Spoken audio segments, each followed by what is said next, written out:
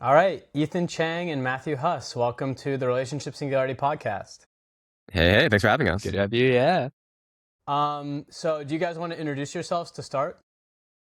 Yeah, for sure. So my name's Matthew. I run Mosaic AI. It's a startup where we basically take in people's chat data and we train language models on the true distribution of human personality. And basically our end goal is to make it such that we have language models that maximally understand humans in like basically every way, shape, or form, such that we can basically shape the future of like human AI interaction. And I'm Awesome. Ethan. I'm a researcher at MIT. I do product design with intelligence. So basically, we put AI into physical devices that are not screen based, and we really want to understand how humans interact with these technology and how humans interact through these technology with each other and the world. Great. Matthew was a speaker at the Love Symposium, and then Ethan I met at NeurIPS, where he was doing stuff on his human interaction parrot. I think probably some people watching still don't have a full sense of what each of you do.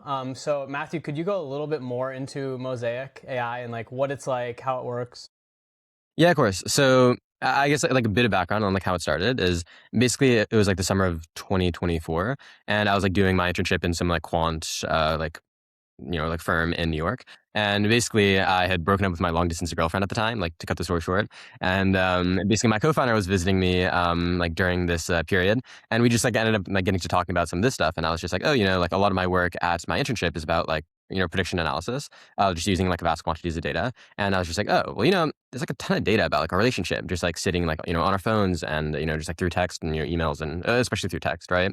And it's basically just like, okay, well, given all this data, you can definitely do some interesting prediction work with it, right? You can probably predict fights, you can probably predict breakups, with some like percent accuracy, right? Just through some like Bayesian methods, like bag of words, like type stuff.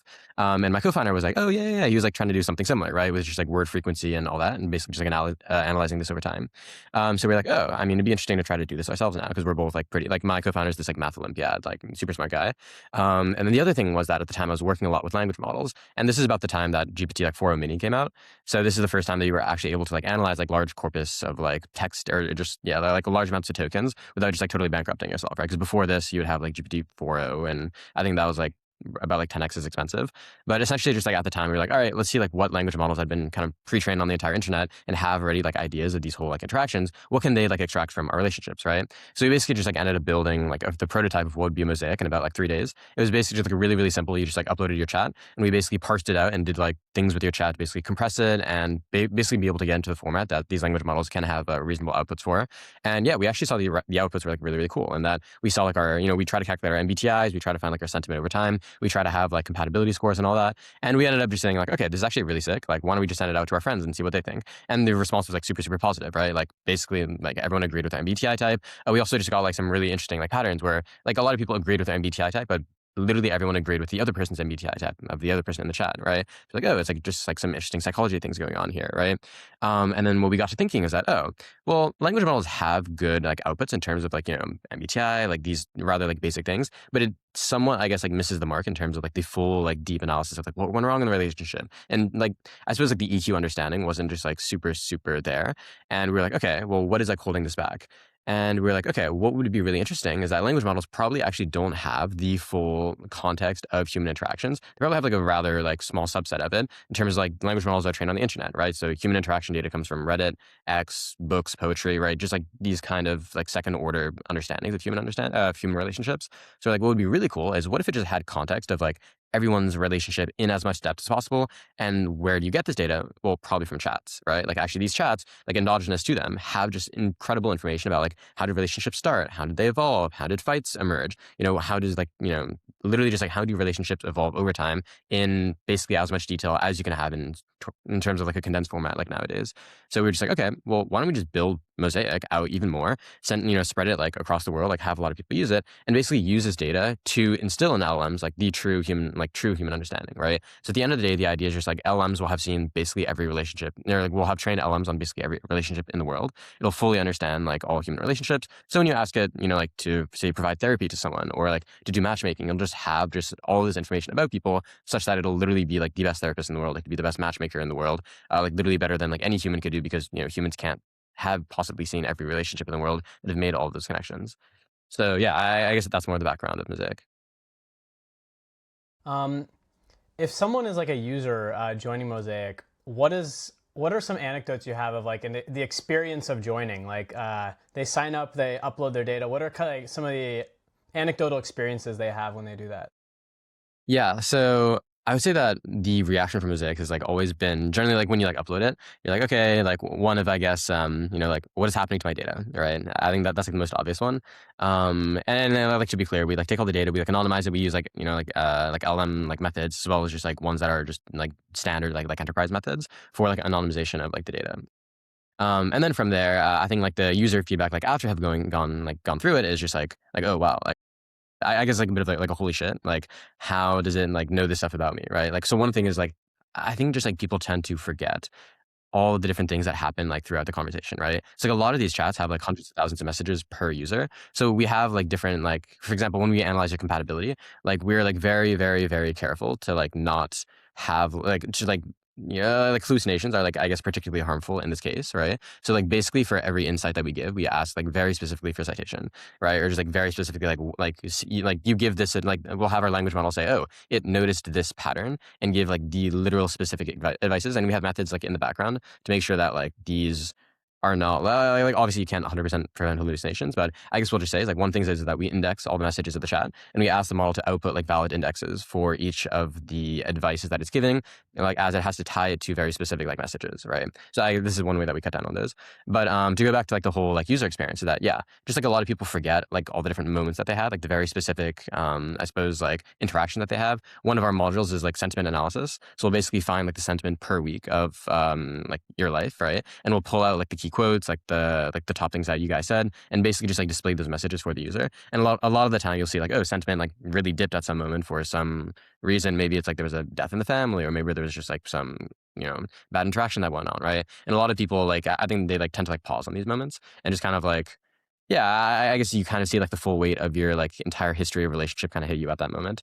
So I think that's like probably the most like one of the more like visceral emotions that I've seen from people. Yeah, that's interesting that maybe a lot of people memory hole really key turning points in their relationship with someone else. And like this can help you resurface just how significant this particular date was and maybe being a turn in the relationship for in one direction or another. Also positive, I assume, as well. Right. I mean, you use Mosaic yourself, so I'm curious. What was your reaction Well, as a? I actually didn't want to upload my most intimate relationships, but I did it with my friends. Um, yeah, it was very interesting. You have kind of a sassy prompt, at least when I used it. It Or was very for which it, like I don't know, maybe like 8 months ago, it was a pretty sassy prompt where it was really or not like sassy and like very direct, like this is you and this person have this relationship. This could be problematic. It was very it was very spot on though. It was not wrong. Uh, I mean, I'll there's definitely this say that like, in our prompts, we're like very much not trying to give like the GPT 4.0 vibes of just kind of like, oh, like this could be fine, like I see you here, like all that. I think like it's all we opinionated. Yeah. yeah, we like absolutely try to be like direct, like as in like we like I think one of the modules is like we literally tell like the language models like just imagine that like this is not being read, like just give your like pure like unfiltered like opinion on this, but I'll obviously cite it, like cite exactly like why you think this.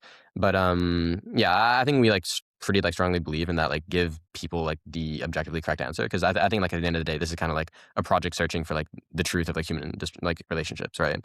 Like I think that it would be I guess a bit difficult to like justify. Just kind of like, okay, tell the user what they want, like about the relationship, like trying to make you feel good. Obviously, we won't go to the point of just like you are a terrible person. You should like like break this off right now. But yeah, I think like truth is like probably like even above. I guess like it's like it might rank a little bit above like user comfort, like in these cases. But obviously, we're like adjusting the prompt at like all times and all that. And we do actually monitor like a lot of the interactions, especially with like the chatbot and all that. Like we have like basically like flags just in case there is any like degeneration in terms of like I guess human mindset like in these kind of things, and we like adjust the prompt for that.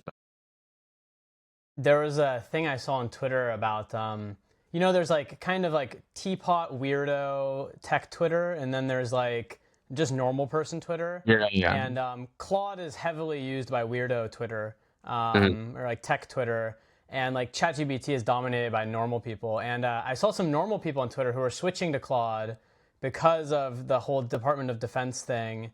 And Right.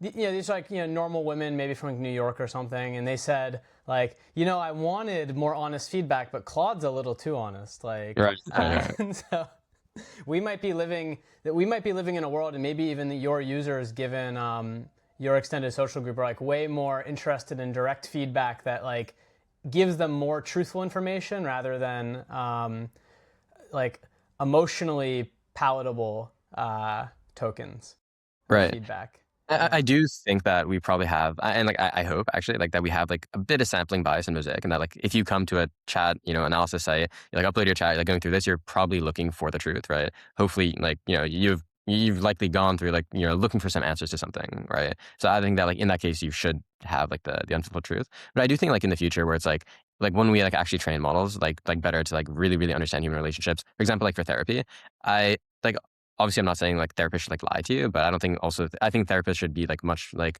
should like definitely be very cognizant of like your mental state, right? And of like very very careful of like what are you actually looking for here? Because like not everyone is looking for like the direct answers, right? Actually, quite a few people are not actually looking for like solutions, right? As I've heard, exactly, Reassurance. yeah, like, well, yeah. Yeah. So I mean, yeah.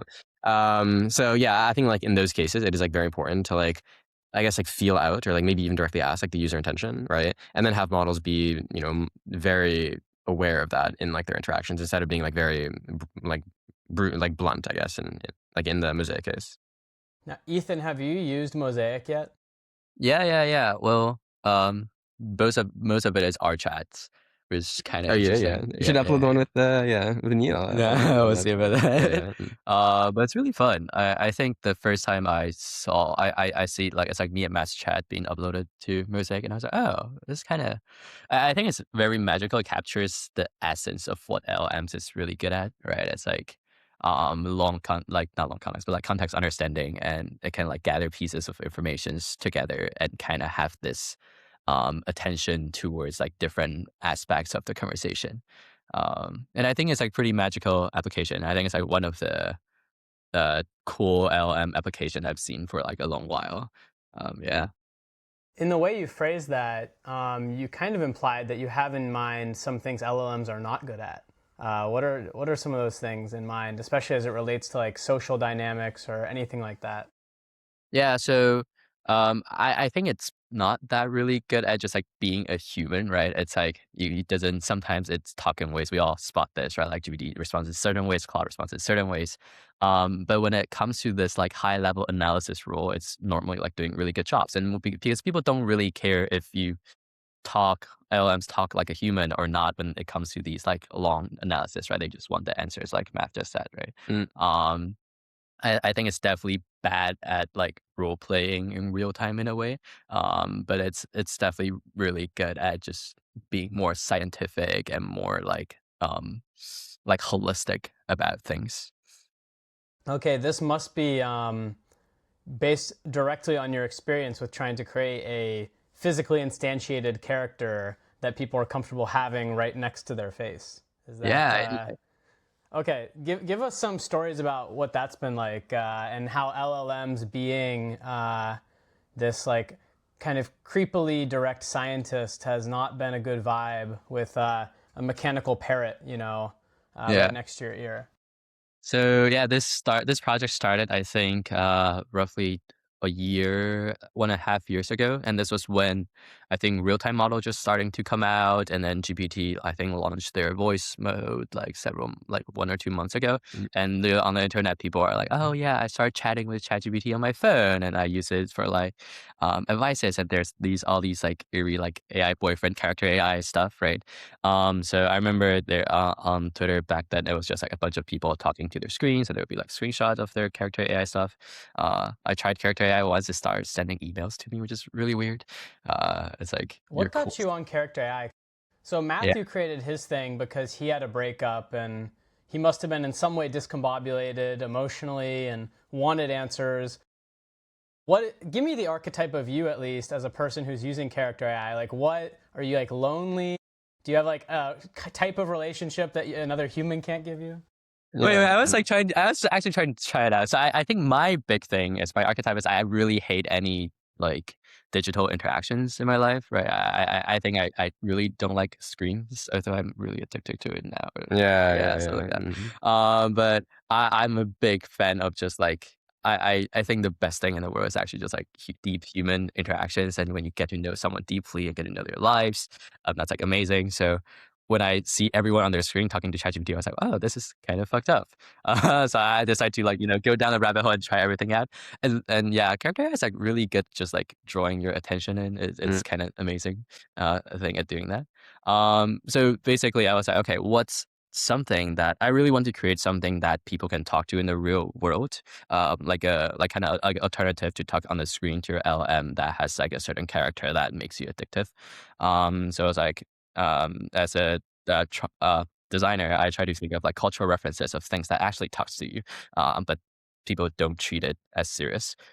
Which comes to this solution, the Parrot, right? So there was a paper in 2021. It's called the stochastic parrot. It's basically saying like how language models tend to like blabber about things, but it's technically just a probabilistic machine that is like a parrot. It hears something and repeats the same thing that a human says, but it doesn't really know what it means. But why is it bad? Because when, as human, we try to associate, give them meaning, give them agency of what it actually understands. So to me, it was very interesting to put these LMs into like a physical body that's kind of funny, like humorous in a humorous way, and just like have people try to talk to the parrot and see how people like that. How is it different from talking to LMs on screens, and what potential social interaction it could bring. Yeah, Parrot does actually anchor a lot of expectations in the direction you would want, because parrots are known for like kind of obnoxiously blurting out things that are sometimes semantic noise. So, it can't make too many mistakes. It's known for resting in like a convenient location for audibility. It's not like a pet squirrel, which might, be expected to scamper down. Like parrots usually do rest on your shoulder. Um, do you have the parrot on hand, by the way? Like nearby? Let me check. I Maybe, mean, yeah. yeah. Did you get to play around with it at NeurIPS? Uh, no, I didn't. Yeah, I didn't actually get to see it like in person. Or well, I saw it on him on stage. Yeah. What do you think about the difference then between physically instantiated digital minds with context on you? That as opposed to like this like digital version where also you could just infinitely have it communicate you in just direct ways. Right. So I remember at Love Symposium, I think like someone said like, oh, like how can you even like begin to do these analysis of people through chats? Because obviously there's so much more to chat, like to your relationship and like life than chats, right? Like there's this whole like outside context, and like obviously I agree there is like a ton of outside context. The reason we use chats is because it is the most like compressed form of information that is like probably saved about you like anywhere, right? In terms of like relationship and all that. But actually like my like whole interest in like the parrot and everything was just to kind of like address that question of just like, okay, if this thing has like full context of you in like the physical world, what interactions can actually emerge from that, right? And like one of the things, like so for example, for Mosaic, we're really targeting these, I suppose, like difficult to verbalize connections that you could see in like human interaction. And that like one of the really good things about like, training language models is that you just make all these sort of like unsupervised connections, right? You don't actually have to say, okay, this is a truth about human nature, learn this, right? And then like apply this like future relationships. It'll just like pick these things out, right? So like one of my interests is just kind of like, imagine you have this thing on your shoulder that just can like in real time detect your sentiment, can like see your like facial like expressions, right? And basically just like understand your reaction to like everything, right? And like in all situations, in all cases, right? What interesting like things can it learn about you? How can it interact with you in those ways? Will there be anything like, for example, if you were just trying to RL on just like highest positive sentiment of like in every interaction, what would be like the model's response to that, right? And in terms of like the physical presence versus like the digital mind, I think in the end, like I think the globally optimal like world in terms of just like trying to like maximize the objective of like some goal of maybe like sentiment would obviously like fall like between the two, right? As in like you would have like the parent interact with you and maybe try to create like some sort of like digital like manifestation of you, such that like in the background maybe we can be like doing like full like some sort of like RL, right? In terms of like, okay, we have like an understanding of who you are, we like understand how you would generally like react to like scenarios. Why don't we just like, kind of like simulate all the different like interactions that we can have, right? So the next time you are angry at something, and the next time you like express a certain way at something, the parent has like kind of like already gone through like these paths and knows like how to interact with you in those cases. But yeah, but I think just like the physical, like the different interactions that like we've already seen like with the Parrot, I guess like you've seen like with the Parrot, are already like super interesting. Yeah. So Let's see the Parrot. Let's get. Yeah, there's like 2 versions. This one we built with Matt, so we're gonna put some nice fur on it, but it's kind of like a hive cyber parrot front, like it will be covered by fur, and then just kind of like sit on your shoulder like cutely. It's very cute. It's like an old prototype that we tried out. It has a wire it connects to your laptop, so just to try out like different interactions that people can have with it. Yeah, it moves around, can see you, talk to you, kind of like looks at you and like say stuff sometimes. It's very fun to play with. yeah. Yeah. And I think like, yeah, a lot of it, like, I think like the other like motivation, right, was basically just like you have this like I think the expectation of language models is utility normally, right? Like you go to ChatGPT, you go to like Claude, you're like asking a question, you're expecting a competent answer or like a coherent answer, like at most, or like at like the lower bound. But it's kind of like if you have like this parrot on your shoulder, like do you like generally expect like competence from a parrot? Do you like when like when GPT messes up, you get like annoyed, you're like all right, like you idiot, like, Gemini maybe, right? Or you just like complain about it, right? But like imagine, yeah, it is in like the form factor of a parrot. Generally, you're not like, wait, you misadded like 4,967, this other, plus 46. It's fine, yeah. Like yeah, that's hilarious, right? You're like a parrot on my shoulder. You're like you're doing this in a funny voice, right? So I think like just like the different expectations of like people, or I guess this is like probably one of the most different expectations I've seen people have of LLMs, and it is just like cool to see like how like the reactions of people like plays out like super differently to whatever like this thing might say, just because it is an LLM in a parrot body with like a funny voice and like an interesting prompt versus like you were talking to ChatGPT, right? It's actually very funny. So, I recently got asked, "What is a parrot useful for?" So we actually tried out a bunch of different scenarios. It turns out it's like really useless when people try to like read a book with it, right? And ask it to translate stuff or like read with me. It's really bad at that. As a cook with me together or make stuff with me, and it's just like absolutely horrible, right? We are so used to when we have like an objective thing to do, we normally just pull up Google and search for the things that we want. But what it's actually good at is actually really good at cheering you up, like making jokes, right? Or like in a social context, like when I wear this thing and I walk outside, everyone like wants to like come up to me and oh, what's that? Very cool. And like a lot of people like without consent, which is really weird, they just like put their hand out to my shoulder, just like, oh, can I touch it? They say that while they're touching. So it's very interesting in a way that like this like non-useful, quote unquote, non-useful framing for the parrot. But it's also really interesting. Like sometimes I just have it on my desk and I will like look around and just be like, oh, looks like you're like sketching something. Are you ready to be like the next great designer? I'm like, oh, it's actually really fun to just have like this presence around you in some way, right? And you also don't really get addicted to it. At least so far, no one has been addicted to it yet, because it's Wow, like this you can thing. one-shot humans with fur on anything, basically. Yeah, I know. You just make something furry, and have you thought of making it warm as well? Like, what other mimetic tools have you thought to? It needs to have like big eyes, like maybe like some heat pack inside of it. Some like haptic feedback. Yeah, touch sensors and all that. Has to, like, I think ruffle its feathers. people really like it when it like when it like it's on the shoulder and like looks at you. And it's like people really like it, and people like kind of like snuggle it. It's really funny. Yeah. Oh. It's interesting when you think about these LLMs. Like a lot of the thoughts. So number one comment.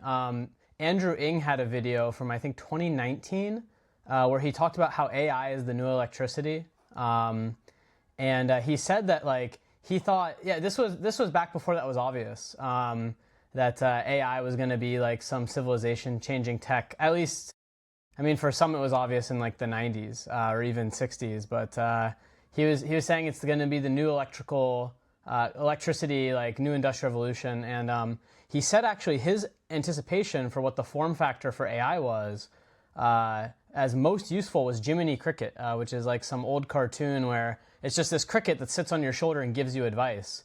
And so he directly predicted that like the most useful tool for AI is just being a little advice giver sitting on your shoulder. So I thought that was interesting.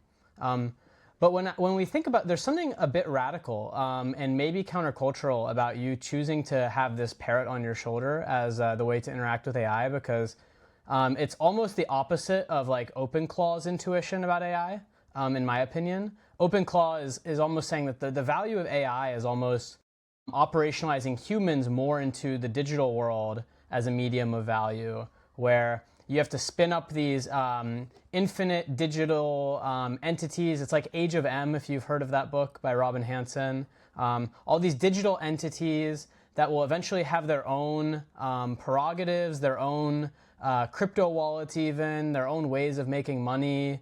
And like as a human, if you want to like benefit from AIs, you actually need to like further digitize yourself and let them live fully in this digital world as like digital natives, and somehow capture value that way. And there's something about saying, no, we're actually trying to bring it out into the human world. We're trying to slow it down and have it look at our faces and talk to us. That seems almost like the opposite of that. And so, and maybe closer to like cyborgism, but also maybe closer to the different like paths to the future. Have you seen those memes where it shows like different possible futures that you could end up in, like way too techno, where we become Like more or techno, less. the Yeah, like yeah. kind of yeah. And this one feels like the one where it's like where we actually try to retain our humanness as much as possible, rather than digitizing ourselves. We're not. This is like almost anti-wireheading. Do you feel yourself like a bit of a person at the forefront of trying to resist the digitization of humans and trying to actually allow us to stay as much as humans as possible while the AI has to come meet us on our terms? And what do you think about that? Different pathways to the future we might have there. Yeah, so I really like this quote from one of the Media Lab professors, Hiroshi Ishii. So he basically created a tangible media group focusing on like tangibility and stuff. And he basically says like there's too much good things that are happening in the digital world. So someone needs to pull back. It's like a tug of war thing. And although at the end the digital world is gonna win because as we've seen like how amazing things can be happen there. Basically the idea is someone needs to work on the physical side of things to maintain when we think of things, right? When we have keys in our pocket, we know the keys are always there, right? It's like these situatedness that are very human and grounded in our way, to how we understand relationship, understand the world.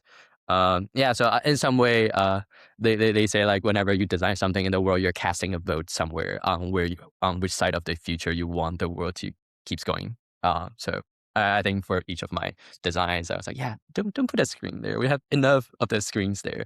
Like if this is a world where like not a lot of people are doing digitization of like automatizing like your actions or I don't know, companies and stuff, that I think I would be happy to work on that. But it's only because it's just, very, I think, easy to access those world. I was like, okay, yeah, I think we need something more on the other end of things that can drive us away from screens a little bit more like face-to-face interactions.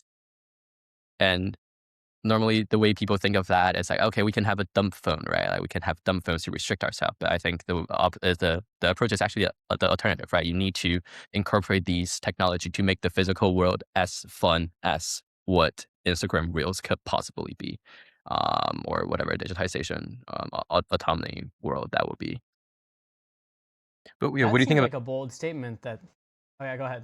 What was your Yeah, no, point? I was just gonna ask, like, do you like not see like the two as like not Not, like that not being like orthogonal? yeah, As in yeah, kind of like yeah. I would imagine that like digitalization is like necessary. Like for example, like a lot of the time you spend on your laptop is Mm, like utility stuff, right? Like filing yeah. your taxes or all these Hmm. kind of things, right? I think like maybe the like open claw ideal would be that you have all of these things like digitized, like all of the different like you like things that need to be done in your life, like the things that you need to provide utility to the world, such that your agent can like provide that utility for you, right? So you Yeah, never have to like log on, you never have to like go to TurboTax, you never have to like I don't know, like touch an Excel sheet again, right? yeah. If all these things are digitized, then your OpenClaw agent can like take care of all of that, and then you can be grounded in the real world with your parrot, right? Mm. So Yeah, I think there's like this really old concept called like ubiquitous computing. Basically, like computing is like hidden everywhere, you know. So like as humans, we don't really need to touch it, and we just kind of go around.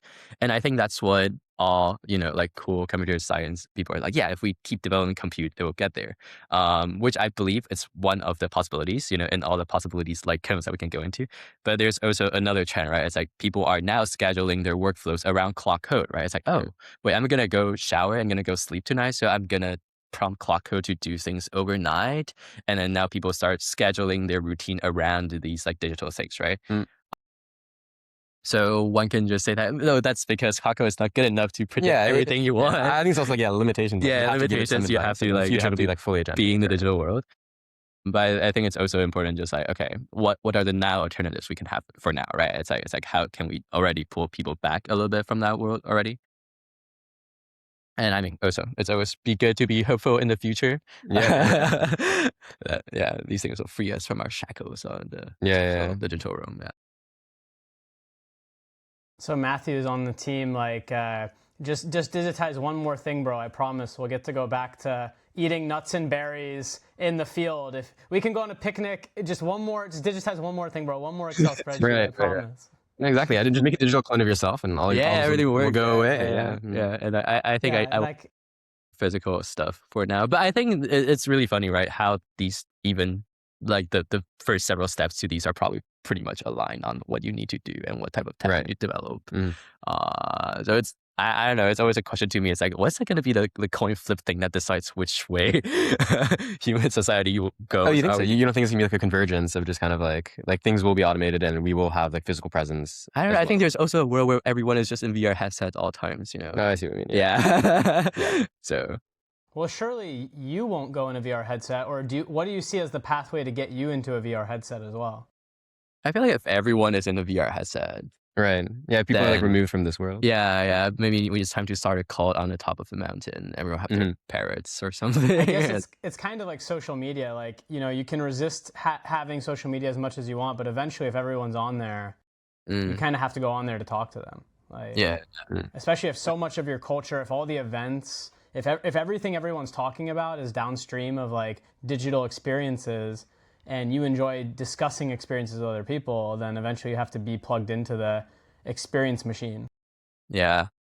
I think that the true part of this is like now people is so easily to create these like artifacts, right? Like Matthew's like Mosaic or these Parrots, right? Like it's very easy for anyone to like design the experiences what people will have in the future.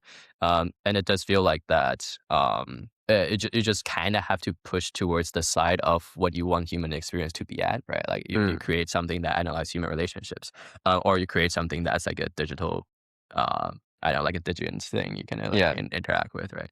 Um, yeah, so I think it's definitely this like attention game of like, yeah, what type of the world you want, and can you create the most hype thing that people want to come use your thing, and then like kind of fall into your philosophy of what the future of technology should be and how the future interactions of human to human, human to technology should look like. Well, ostensibly, you must believe somewhat in the digitization of the human experience, because Matthew's the form factor for like interacting with Mosaic is that you use these screens to talk with people, and then you click a button to export it, and then you get analysis that you could have like used your own brain, or like used your memory to recall the experiences and told your therapist, another human, and that's how you could gain insight. And then that insight improves your relationship, or is just a product of its own that is like emotionally valuable. But instead, it's you get this digital assistant. Your Parrot, I mean, you could just do all this without LLM Parrot, and the Parrot is digitizing your experiences. So in some way, you must believe in the value of digitizing some of the human experience and getting some like exogenous computation power behind analyzing the human experience or optimizing it. Yeah, totally. So we run this thing, right, like several days, right? So Matthew made a script of like this memory condensation.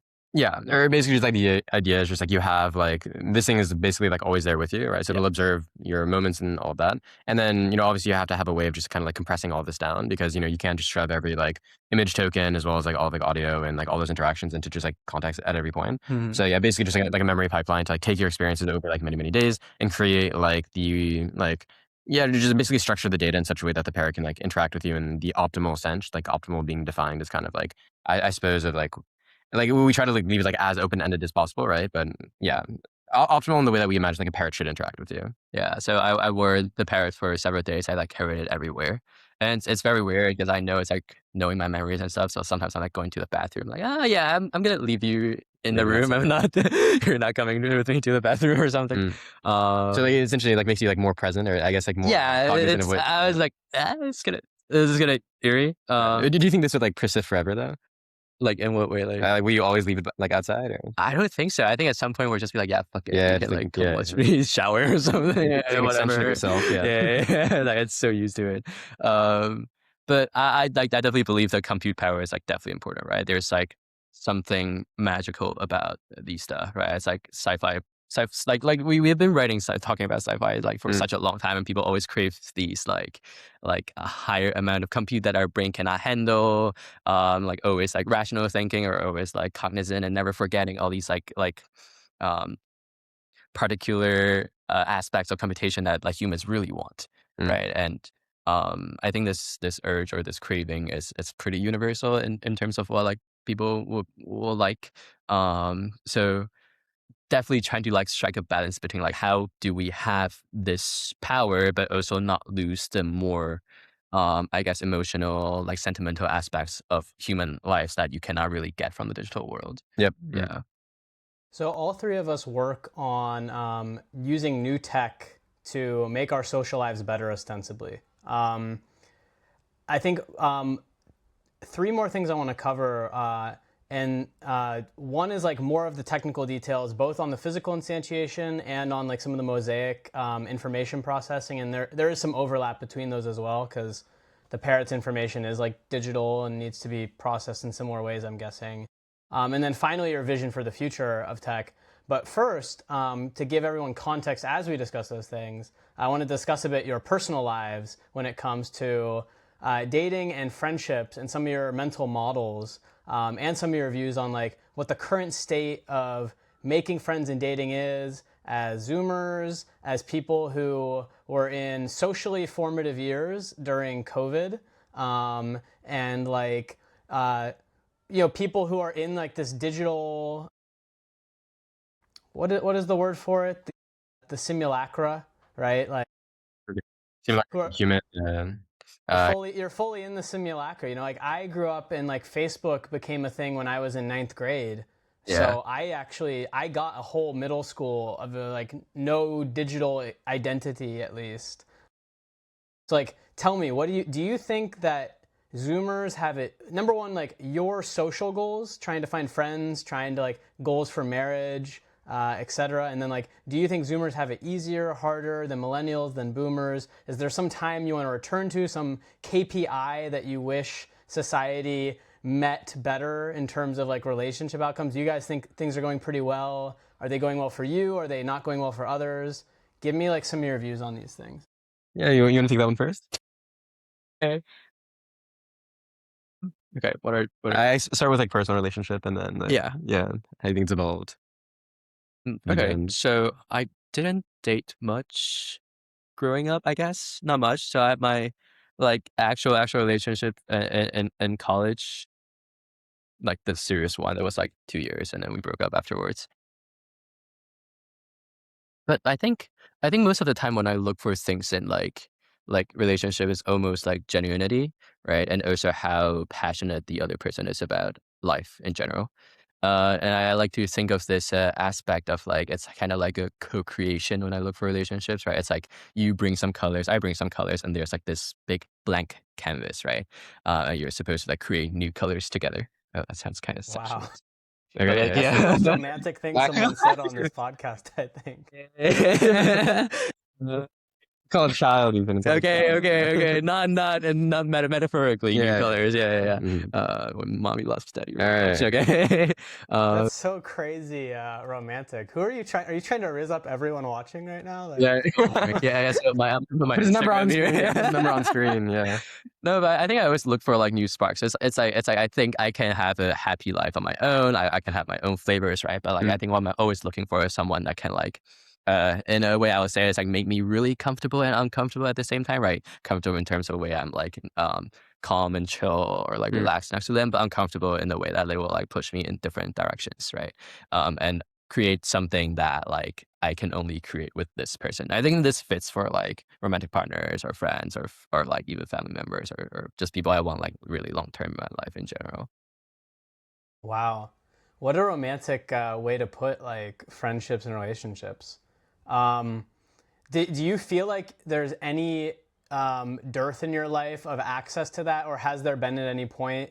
And did you feel technology is or could be like a solution to that? Or do you feel like there's like people out there in the world that you'll never find without some sort of person search tool rather than like just, oh, I'll find all that I need to be satiated I think through, we definitely manual need stuff methods? like I would say technology would definitely help, right? At least so far, the people I've met that have like really impact slash change my life in some way. It's like Peggy, I met at New Rips, right? And I met you at the hackathon, like at another hackathon. Like, oh, there's all these like location based. Like you can think of it as like a. My friends like to put this as it's like it always feels like we need like like gay dating apps. There's like hot maps of where like the hot guys are like heat maps of where people needs to go to. It almost feels like we need to have that, but for like friends or like any things you want. It's like where our high probability of nice occurrence gonna occur in the city, and you You just do like a semantic map. like go to that Yeah. location and just like find the right people there. Because I do feel like I'm always looking for like very specific types, not specific, like these very agentic people that has like their own understanding of lives and all that. And it normally happens so like I can go to certain locations and meet like 3 or 4 of them, or like hate to say this, but when I'm at school, I just like kind of don't meet these people that often. Oh, what? The MIT. Yeah, Yeah. a little lacking. Yeah, so definitely some sort of like I think there's like these like natural clusterings that can help, right? Like technology can also definitely help. So you're saying that like you think that like search is like a cool thing just because like as you have seen in like natural environmentness like without any kind of like selection bias forcing like NeurIPS or like a hackathon or things like that that the natural occurrences have like disappointed or No, no, I so think you do lean more towards like the search. I think it's just like it can be better, right? It's like if for these conferences and like hackathons, there's like there's already a selection criteria, and that's kind of like the search, right? It's like Right. search imposed by a human Correct. culture. But do you think that there's like a globally optimal thing even this, right? It's just like you don't even have to be hackathon. It's just like it has like everyone's like personality. It's like okay, you just would get along with this person in like Kansas. Yeah, exactly. Or like just something that doesn't really needs these like social structure. It feels like social structure are preventing these natural occurrences to happen, right? Or they are helping in some way. Or like if when I travel in hostels, that's when you meet the cool people, right? And like you go like next to like a long, like a really really old basilica, right? That's like some crazy things that can happen. But I don't think it happens like naturally enough, and I really think the thing that's stopping it from happening, it's not because we can't do it, or just more like we have like these social norms of like this is where you go to find the cool people, and then people kind of follow that. But I think we can break that out a little bit even more. Interesting. Okay. Yeah, these one-on-one pairings of like predicting compatibility rather than like here's a group setting where you have like a higher probability or higher expected value that in this group you'll have like but it's like the current stuff we have, like even like a meetup group or like NeurIPS or a hackathon is kind of more like a loot box where you get like variable reward payoff of like a higher expected value. What would the world look like though if you did just get if these kind of like fuzzy but like pretty good lists, and like you end up in a hostel, let's say in Thailand somewhere, and it just tells you the 5 most compatible people, like mutual positive EV to meet in Bangkok tonight is like this guy in this hostel, and like do you just go meet them? Like what is the world like if that's how we have it? And do you need a parrot on each of your shoulders as you're doing this? I think at least for me, you kind of crave these like natural occurrences, like not scripted, but it's like kind of guided in some way. You know what I'm talking about? But, yeah. So, he does not agree. No. It's something I don't He's like, I personally. want it scripted. Oh, just get me there. Oh no, not at all. My question is just gonna be like, oh, so you're not on dating apps, right? And no, Yeah. that's a desperate measure. Yeah, there's my reticence. Yeah. No, I totally agree. Wait, so are you? Which of you is? Which of you is and isn't on a dating app? What dating apps and how is that going? I'm on dating apps. He's not on I'm dating not. apps. Yeah. Yeah. How's it going? Wait, that's the opposite of what you'd think, based on. Really? Well, that's why I'm just like, oh, like you don't Okay, think that here there we should be like go. a Here we curated go. Yeah, thing? yeah, yeah, Or I was just saying like, oh, you yeah. like don't think there should be a curated thing? Well, in that case, yeah, you probably shouldn't be on dating apps, right? Isn't that like a bit orthogonal to like your belief? So wait, Matthew, you are not on dating apps. I'm not on What dating. is your what is your thesis? Are you going to build a better one and that's why, or like, do you not Um, believe in it? I'm not on dating apps because I mean, like honestly, right now I'm also just like not looking for a romantic relationship, like super deeply. But the other thing is also just like I do think that there is some like idea of just like if you are searching for something that there is just like the obvious thing. Like if you're looking for something, it is like something that you lack, that you like currently don't have. And I am just of like the very like non-strong opinion that like if you are kind of like looking for these like specific things, that there is just some general not like lacking of character, but just like you have something that you were looking to be filled by someone else. And I guess I have like the idea of just like, oh, if you were just like out there and you just like kind of meet someone, there's like the like you can have basically like this fullness of self, but you're basically just like looking for someone to like augment that experience, right? Or like there's like a higher probability of like that happening like in like the natural setting versus like you are explicitly going out to try to find someone to like satiate this like something that you feel like you are lacking currently in yourself, if that makes sense. But the idea of just kind of like the global matchmaker, I'm still like not opposed to that. I do think like actually that's one of the things that we want to do with Mosaic, right? Just like we just basically connect everyone in the world. We have like a deep semantic understanding of like literally everyone. We can find you the person who like you would marry, right? Or you would get along really well, like your best friend and all that, right?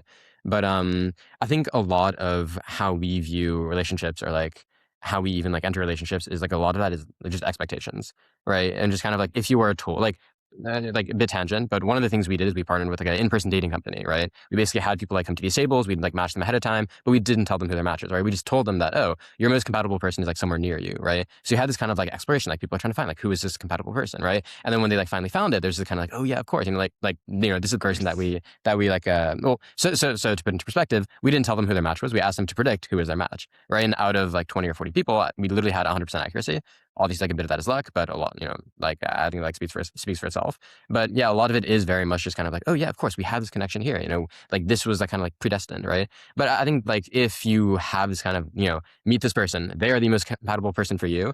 I don't know how well that would actually work, right? I think a lot of it would actually have to come down to the framing of it, right? If I'm just kind of like, all right, you know, Matthieu, you and Ethan are like best friends, like you are just the globally optimal people for each other.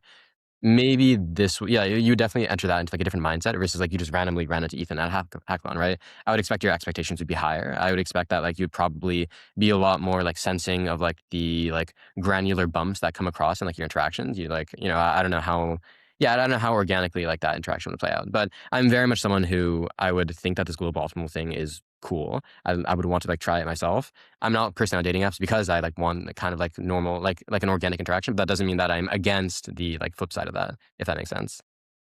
Yeah, it's very interesting to think about, like what the if you have this list of optimal pairings, like high EV per person, that there's also like a last mile of delivery of how to like present it to them to get the highest expected value out of that interaction. And like, do you want them to discover it on their own? And also like, do you want to give them hints? Do you even want to like engineer the place they meet and like, you know, an AI could know enough about a person to even know like times that they're in a good or bad mood. And like the time to like engineer, because we get anchored to like our initial impressions of people, and so that could have like path dependency on like how a relationship ends up. Have you thought of any of that in engineering? Any ideas? Yeah, of course. Or So Ethan, have you thought of that as like the Parrot thing as well? Engineering social serendipity or social outcomes. right. So I guess like on the Mosaic side of things, had a like product that we were looking at like for a bit. It was just Mosaic Match, right? It's like we have, you know, a few like 10,000 users, right? It's basically just like we can just like match you. Like a lot of people are probably looking for like new relationships and all that, right? And we already have context of all of your previous ones, right? There's probably no better data in the world for us to find your like optimal person, right? On the Where's mine? platform. Where's mine? Dude, get on the platform. Coming out, you know, Okay, summer okay. 2026. but yeah, so like we did like put a bit of thought into it. Like, so one of the things is just kind of like, how do you like put these people into a room together, right? There's like the Omegle method, right? You just like click a button and you just get a random person in front of you who might, like do some interesting actions and, Okay. yeah. Well, you know the stereotype of Omegle, but basically like our idea is like, okay, you actually into this room and then you would have just some kind of like icebreaker, right? Like you would basically be like, oh, here's like information like about the other person. Like, oh, like some like very vague, like, oh, like, you might want to talk about like Star Wars or, like lead like this way, right? Or this is like the one thing that you have in difference with everyone else that you have in common with each other, right? Things like this. Yeah, and just kind of a way to like curate this sort of like belief that this person is the person who you will get along with. So you will actually like put effort into this relationship versus like, oh, this is just like some random person you matched with on a dating app because you thought they were like attractive, right? There's like some deep thing here. And I remember I was like talking with like a Cody from Keeper, and they were like very much like thinking about this as well. It's kind of like, how do you like increase the probability of like that first date going well? Because a lot of first date is like purely vibes, right? So how do you just get the vibes right? And there's just like a lot of like careful design Throw a and thinking. violin in there. Yeah, absolutely fine. Like, you give me a glass of Sprinkle. wine, right? Yeah. There's a lot. I think there is like a lot of like careful engineering that should be going into that. Like probably like the same effort that you would put into like making this matchmaking engine. But yeah, I do So think that you like the environment should like feel as natural as possible. But like in the background, it's like every like high hotel, right, or like high service hotel. It should feel as like natural and seamless as possible. But there's just like a ridiculous amount of work like going on in Like a that. Disney ride where like everything is carefully Yeah, like orchestrated. orchestrated. Yeah. Well, so you at this hackathon in China made a toy model of this concept that like the process of people's interaction is stochastic, and you did Monte Carlo simulations of like two LLMs given like a certain prompt for personality, and that like it's Monte Carlo, so it's like stochastic, so it's like non-deterministic where it ends up, and I think like through that you must have in your headcanon that like between two people there is some non-deterministic outcome. How much do you believe, just as your world model, compatibility between two people is like predetermined in like a certain region of outcome valence versus like a very wide distribution? Forgetting the tales of like obviously anyone who starts a relationship by like shooting the other person is like gonna probably not end up well. But like Yeah, the whole like haters to lovers kind of Oh, arc. and then like the So kidnapping. yeah. outside of the extreme tales, yeah. How do you think it usually goes? Yeah. No, I totally believe in like the stochasticness of like meeting people and like getting along. For like my co-founder and all that, I could like totally see a scenario where like we met at some like DMind event, right? I could totally see us like talking about some topic and like greatly disagreeing and just like thinking very little of the other person, right? Like leading away, right? Rather than like being like. I think that like I think maybe like there are like conditions, not even like conditions for compatibility, but there are like I guess you can imagine like even like feature vectors that like when like properly aligned will like allow you to have like a really cool like experience, like a really cool relationship, right? Rather than just kind of like you have these like feature vectors, so they necessarily like align like a puzzle, right? So instead of just kind of like bring two people together and they will match or like they will not match, it's just kind of like, can you find the conditions of what leads to like a really great relationship? And then I guess like the job of like the curator of the event or like the matchmaking curator, like the person who like basically decides how they actually meet, is their job to like align them in the right way such that you have this like one vector that points in the direction of just like a really, really cool like relationship. That's interesting because I think I probably have the opposite intuition that Right. most people who are friends would have been friends in almost any circumstance that they'd met. That like you and your co-founder, even if you disagree, like ended up on a topic that you disagreed with, you still would have recognized in each other, and that like you and Ethan would have been friends kind of no matter how you'd started the initial conditions of meeting. But if you don't think that, then when you look at your friends around you, Ethan and your co-founder, do you think I could have hated you and if like just something slightly different had happened when I met you? Is that what you think of them? So Yeah, it's funny you say that because like I remember Ethan like when we first met at that hackathon in Hangzhou. He was just, like, say that. Yeah, he was like, like yeah, just like interesting. Like we became friends and all that because like I hate like all like no, not hate like I tend to not like be friends with like the quant people at like MIT, right? He said some like specific things on that subject, right? But yeah, like so I guess like that is like a direct rebuttal to like the idea of like you would like be friends in any case, right? I think like a lot of the times like. Yeah, maybe if I wasn't like one of the only like English speaking people like in the place, or I don't know, we just like didn't like speak in the beginning. Like he wouldn't have like made the effort to like come up to me like when I was like randomly coding some stuff, right? Like actually strike up that conversation. didn't just like leave like the instant he heard it, like, oh yeah, he was like previously in like quant trading or something, I right? remember I went to the hackathon, I looked around, I'll talk to this guy. Yeah. Yeah, and maybe if you had like some like, art gala or something, right? I would like very much not be like somebody who like sticks out, right? Yeah. So I definitely think that it would like that there is like some like, yeah, I would say that I put like relatively high emphasis on just kind of like the conditions of meeting. So my counter to that whole spiel on why is I also don't typically like quant people, Mhm. Great. but like, Yeah, we should be. um, but like, if we look at like bits of information as we think about increasing the vector size that we assign to like a human personality vector, we have the big five, and like you can imagine each of these as an eigenvector in like a infinitely high dimensional space, and like each bit is kind of like a selected eigenvector. You keep going down the list like as you want more and more information. Quant is probably somewhere like as a descriptor of you is maybe in the first 20, 25. Okay. Like PCA. Like to predict outcomes, like correlates with other things. Yeah. But then like a quant who like spent several months in like a Buddhist monastery and like works on personality embeddings is like is like maybe subtractive as a vector from the things that like Ethan and I don't look for in a person who's into quant, and therefore could be informative in determining that like we would like you, but you don't get to that quality of prediction until you have sufficient length of a vector, like descriptive enough of a vector of a personality. Right.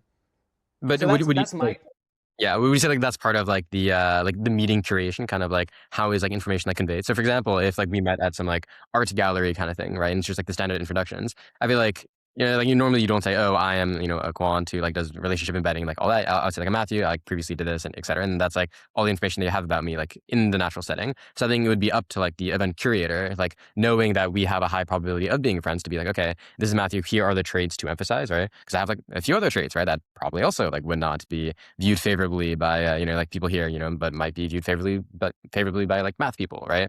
So you kind of like in my mind, it would be up to the creator to bring out these specific traits that do matter and like present it in a socially like palatable way.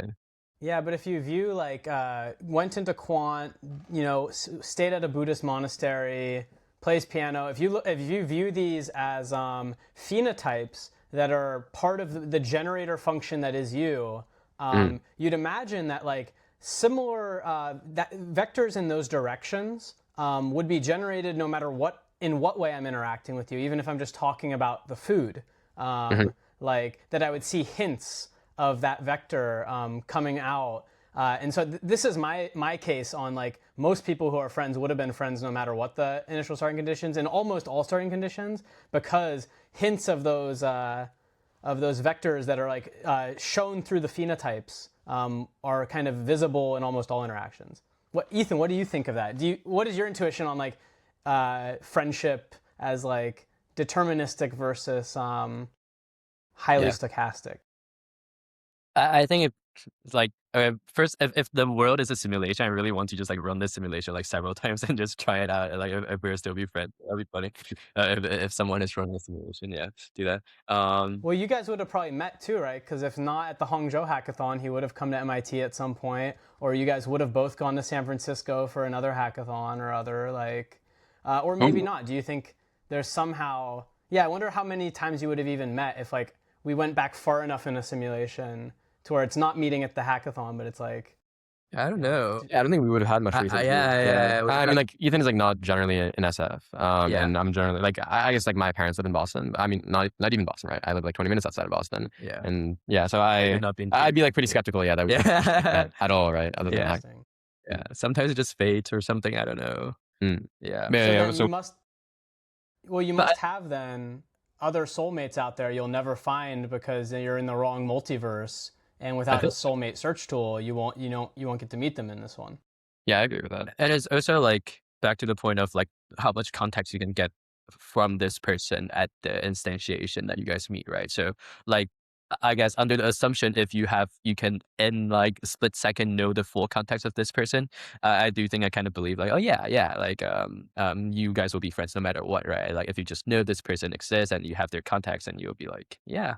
But it's also like modalities matter too, right? Like sometimes someone is very dry on a Discord server, but like you meet them in person, they're like, oh, they're actually really cool, right? Yeah, I think I'm very much like a vibes-based person when it comes to friends. Like, yeah, I like you. I really don't like you. Like something about it is off. Um, yeah, so I did tell Matt at the hackathon. I was like, yeah, if you come to like if we were in like college together for all 4 years and I saw you on the hallway, I'll probably never talk to you. I think that's like Thanks, yeah. one of the things I've said to him. Yeah. Wow, you're so sweet in the abstract, and then like to your actual friends, suddenly it's not this color palette that we're mixing together. I'm hearing like all this flowery, I'm hearing like all this flowery language, and I'm like, yeah, let's translate that to reality. Yeah. Yeah. He has the flowery language for like the abstract person he hasn't met yet, but the one he's really met, he's like, I never would have hung out with you, no matter how many times I saw you. Yeah. Okay, anything else you guys want to say on your dating lives, or like dating lives of Zoomers, the current state of dating, how you think dating apps are going in general, society when it comes to friendships? Didn't Harbin mention something about like guys are going to Hinge instead of They're like following the woman. Yeah. I don't know. I guess like I don't know how much like I guess I'll just like speak like very like personally. Yeah, like I'm not like on dating apps. You know, I've had like maybe like 3 like serious relationships, right? But yeah, we have a friend who's like super into this stuff. Like this guy, like Harvin, he's like doing a startup called Sonder. You know, look him up. But basically, his whole thing is that he really wants to like curate like real like intimate moments, right? And he's doing it through like a social sort of app. Yeah, and yeah, we were like speaking to him like for a few hours. And he was basically just going on about like, oh, you know, like there's been a migration of like people. What was it exactly? Like people like going from like Tinder to Hinge. Yeah, because like the woman like went to like Hinge because women are like looking for and real. And now the Hinge is a new Tinder. And then it'll be a new thing. Yeah, and there's like a constant like kind of like cycle thing. But like the true distribution there is just kind of like men will like follow like after them, right? I guess. I don't know how different this is like from generation to generation. Like if Hinge was a thing in like the boomer like sentiment of like relationships, like would that have been different? I don't know, honestly. Yeah, I mean, like I personally am like slightly against dating apps in the way of just kind of like, or no, I think like dating apps are kind of like like they emerge because like there are fewer places to have like natural connections, right? I mean, like there's like the stereotypical thing, right? Of, like Gen Z people are like drinking a lot less, right? Is that like a lot of it, you know, maybe a bit of his health consciousness and all that, but I think a lot of it's also just like lack of like going out as much, or like lack of like these social interactions where like drinking is like a variable there.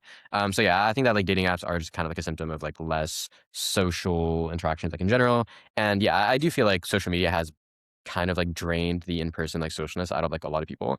And that I definitely see like time that I've spent on Instagram and all these things. Like if I did not spend this time on it, I probably would be messaging or like, you know, messaging a friend like to meet up or like doing something like outside, right? So yeah, I don't think my thoughts are like super out of distribution in terms of like the harm social media has done, like why dating apps are a thing, and there's like less socialness now between generations.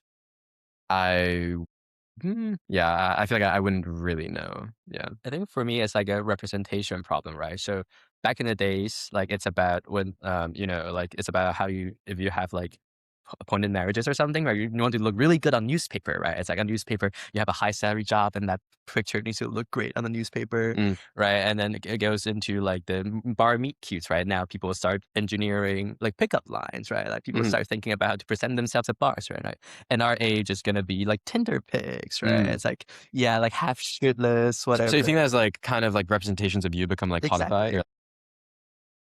Exactly, and different generations, right? So I can imagine a future where we'll start engineering our context of how LM understand us, right? It's like if we know we're gonna be paired to our optimal soulmate by an LM, then we'll chat or something. Then and I'll try to act like nicer to the LMs, right? So I like look you know, presentable to LM to get to like the higher bar, the people out of my league. Yeah, I guess I agree with that. Like across generations, it's just kind of like there is more like objective like capturing of like yourself, like objective as in kind of like you write information about yourself on a dating app, right? Whereas before just be like you like talk to someone, right? Yeah. It's kind of like when you have something that is recorded or like what is it, especially like something that can be measured can be improved. So but like improved in the way of just kind of like you can improve how you look, right? You look or like generally like the the median of like people will improve on these sites Mm. because it's just kind of like everyone knows that, oh, well, if one person's kind of gaming the system, well, everyone else has to, right? Yeah. Because, I don't want to be like the only one not matched. Exactly, So, right. And I think it comes down to the question of like, these representations may be fake, maybe not fake, but it does play a role in like meeting Mhm. someone, right?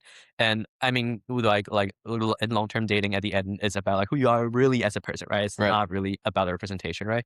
So maybe if I were to expect tech to go a certain way for dating, right? It's like, how do we have a socially reward system that your representation can be as genuine as who you are will be in a relationship? Mhm. And I think that to me will be the most optimal thing if we were to use tech for dating, right? Yeah. It's like ensure people don't try to come up with new personas, characters to fit into whatever this new judgment or Right. eval per Mhm. se. Like, how do you capture the true Exactly. distribution? How do you Yeah. like make it not gamify? Yeah.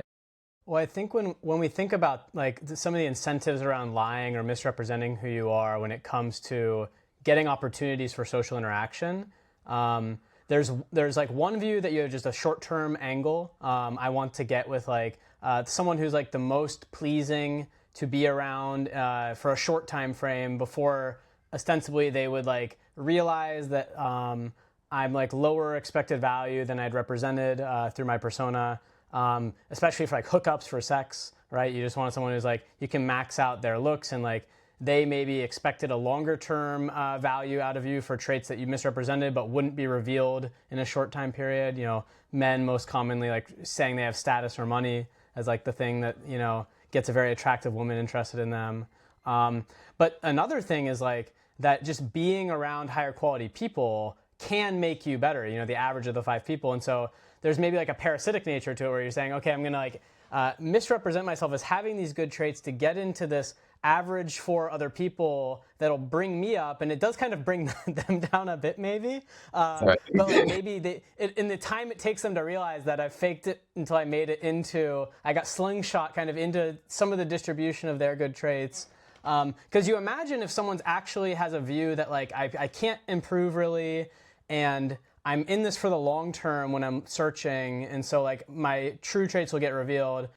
They probably don't really have any incentive to lie if those two things are how they believe the world works, because then they're gonna say like, and they assume that like people will eventually have that like switching costs are low, and so like they can just kind of get rid of you and just be like, well, you weren't what I thought, and you're going for a long-term thing, and you haven't really switched into being even closer to like the thing that I thought you would be. And so what are your thoughts on that like toy model for some of the reasons to misrepresent yourself in this LLM guided friendship, and you lie to your LLM? You don't say fucked up stuff to ChatGPT anymore because you want it to like pair you with more mentally healthy people. Like, what is your view on that? It's his stock shoulder so I can go adopt Right. dogs. Yeah. You just lie about what you did. Yeah. You just tell ChatGPT, I just went to a dog shelter. Or if I find like women's literature books. Yeah. Performative chatting. Yeah. Yeah. Creative chatting. This has to be a thing that in the future. Yeah. Yeah. I would think that actually I think my concern is that if you have something that is like really, really good at understanding you and you're like trying to game it, I think like necessarily you're gonna have to put on like imagine it's like a parrot on your shoulder that follows you around, right? And you're like trying to fool this thing so that you can get like Hard, higher yeah. status on like a dating app. You'd have to like wear a mask in such a way it probably just becomes like your first order persona. It just like Cover becomes part of your personality. Don't listen to this. Yeah. So even like what you were saying before about like the whole you're maxing yourself out for like the Tinder like hookup or things like that, right? And like, oh, this is probably like maybe you wanted a long-term relationship. I'd actually imagine that like like trying to maximize that first order condition of like being really good for like the first interaction and all that. Like I wonder like how on like the same vector it is as like the long-term outcome of like wanting to have like a good like marriage or something, right? Like if you were like directly optimizing for this like first thing, you're just like necessarily not spending time thinking about like the broader thing or like thinking of like who you actually want to be, right? Or as like cheesy as that sounds. And maybe that is also like a difference between generations, right? I mean, I say this like totally anecdotally, like not scientific at all, but it's just like in my very like personal, just like observation of like relationships. I would imagine that like the older generations, like if you don't have to constantly think about like how you're portraying yourself, or constantly worry about like being not even like monitored, but being kind of like your persona being captured and like that being used as like a representation of like who you're going to date, or like being used as a condition of who you're going to date, you just have more time to like develop into like your own like true person. And I wonder how much that kind of correlates with like better long-term interaction, because like like I would imagine if you're like in the first order relationship, great, you have your face for that. But as it like goes kind of longer, you're going like out of distribution, right? You probably like, you haven't had as much time as like the older generations to like think of who you actually are, right? Or like you might not even have like a deep persona, right? So maybe that would be like detrimental to like the long-term relationship. So yeah, I wonder if that'll be like a trend and kind of like you have like these LLMs, like these systems that just like are so good at getting context out of you to like game the system. You like actually have to like really, really change like the first order nature of who you are. And that is just kind of like detrimental to like the sparse signal, which is like the long-term signal, right? And like the whole thing, like to go back to Keeper, I think that's their whole thing, right? It's just like maybe like a bit like different from this, but like they really want to make people like the first date go well, All the right? selections. But like if you were like there's a difference between optimizing for the first date going well and optimizing for marriage, right? Like these are two like different objectives, right? And I wonder if like having a really, really good system at monitoring you will just like objectively make people focus way more on like the first order. Or like I think maybe what we That's need is interesting. Yeah. yes, a system that monitors you, but like you don't know you're being monitored, so you're like Right, but I mean, genuine at all times. yeah, I mean, I think that's like a really big thing. It's like uncertainty. Yeah. Like if you just don't know like what traits of yours are being used, it's like kind of hard to justify like the mental energy to yourself of like always like playing like an act. Well, so right? they don't play an act, right? Because you don't know. Right. And maybe even like sparseness of what is being recorded is like a necessary thing to like avoid this. Does that make sense? Yeah. I mean, that's just why Be Real started, right? It's like the random day in your time, so you can Right, see the most real part of you. Right. Yeah. But then people start coordinating, so it's Yeah. like, guys, come look We're at doing a good me. thing. I think it You guys reminds. are- Sorry, go Go ahead. No, go ahead. It reminds me of LinkedIn in some way, right? Because you're trying to pretend of who you're not in some way, right? Okay. Using fancy words to get into the next job location, which will make you look better on your resume, right? And I have to say, I do this multiple times in my career, right? I'm just like, yeah, I can be an engineer. I have no show I'm doing, right? Yeah. I just go in. But I think something really important is like the emergent behaviors, right? Like sometimes you fake to be a person, but then you get into a new job and then you learn from the job and you actually become the person, right? So I wonder if the same thing can be said about relationship. Right. You maybe are not a calm person, but you find out someone really cute, and then you maybe Photoshop your turned Tinder into Photoshop your Tinder pictures a little bit. But once you start actually dating them, you change into someone that's like Right. Yeah. And that's always the hope, but like I mean, it's always like it never happened. maybe there was. Well, I think like in that case, like maybe there's like maybe there was someone who actually was like calm, or like someone who actually was like compatible for them, but kind of like falsely like took their spot. But I mean, that's why everyone has to play the game, right? It's kind of like, if someone is like exactly. everyone has to, Like, right? yeah, Like, I have to otherwise make your my spot will be LinkedIn now to start posting. Yeah, on exactly. LinkedIn. Yeah. It's exactly like LinkedIn. Yeah, I saw like a Facebook reel one time that said, people need to stop dating other people's soulmates. Something like that. Yeah. What, like give the weight or something? Yeah, Or like basically like look for your actual soulmate. Don't date someone else's because you're like messing with their spot. I guess in quant terms for like the fake it till you make it thing, it's kind of like, a stock can fake it till it makes it by like, even if it gets like bullish sentiment, a lot of the movement is around the 200-day moving average. And so like, you get that, you fake your LinkedIn perception and then you get like a shoot up and an opportunity. And then the 200-day moving average kind of moves up. And then like, your baseline becomes almost like what you faked at the beginning. And it becomes like a fundamental rather than like, I don't know. Yeah, or maybe it's gonna be like a poly market thing, right? So you have like some market for something, and you have like people who are like fake insider trading on it, right? Yeah. Like look at all these insiders, like they're like trading on this, like everyone like buys it. Like now it's so high, we got to go into the world and make it real, otherwise we're gonna lose a shit ton of money, right? No, I think I'm really curious about Mosaic actually. It's like, can Mosaic capture like emergent behaviors, right? Because I think it fundamentally comes down to this, like, will people change in a relationship, like even if they fake themselves, right?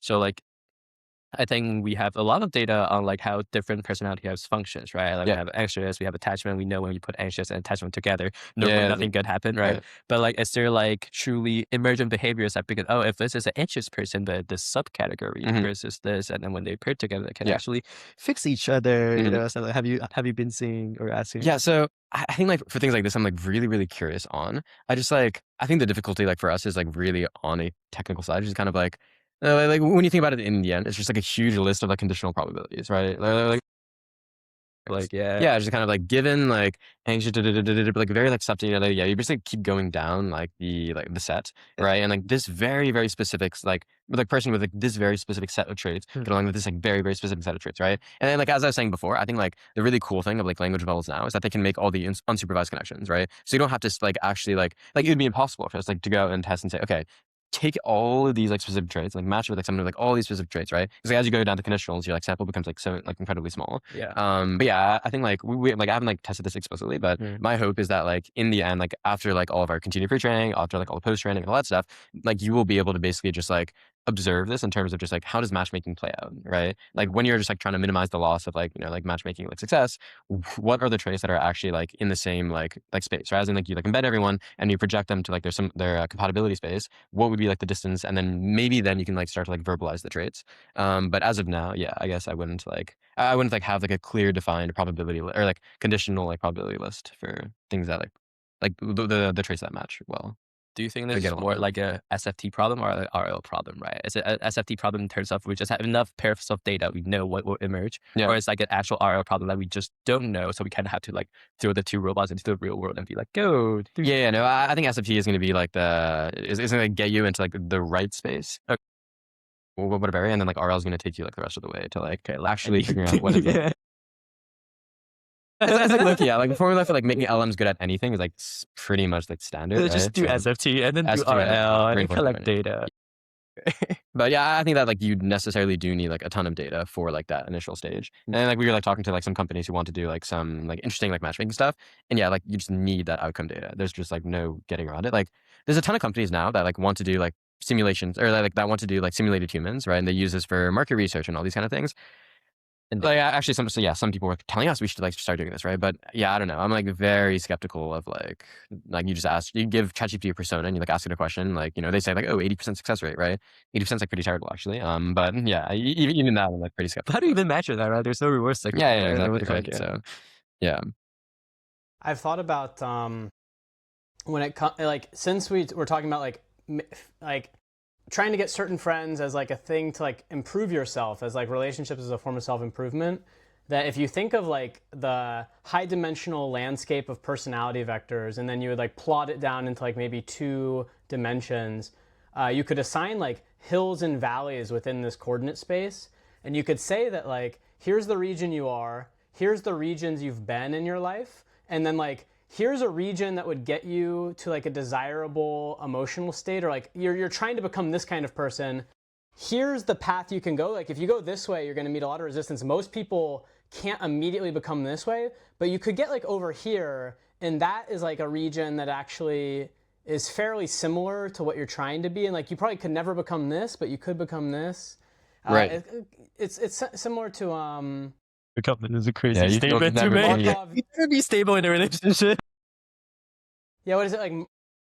Markov probability transition transition. probabilities, but in like continuous space of like Yeah. personality vectors. The hard part is getting those like transition like probabilities, right? The only way to get that is to have seen like enough examples, right? And I Time think like, series of people's personalities, though. If you have enough time series of a person's personalities over time, you can see kind of like what are those fields that show like a movement between them, like vector fields or something. yeah, vector fields. Yeah. Shut up. Vector fields.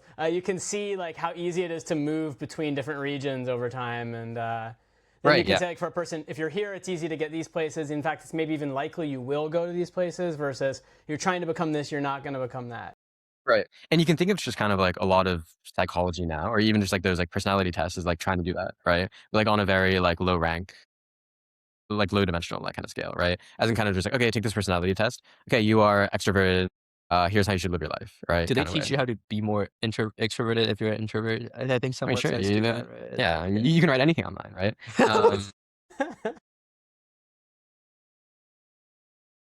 I mean, like some of these are like probably like really well thought out, right?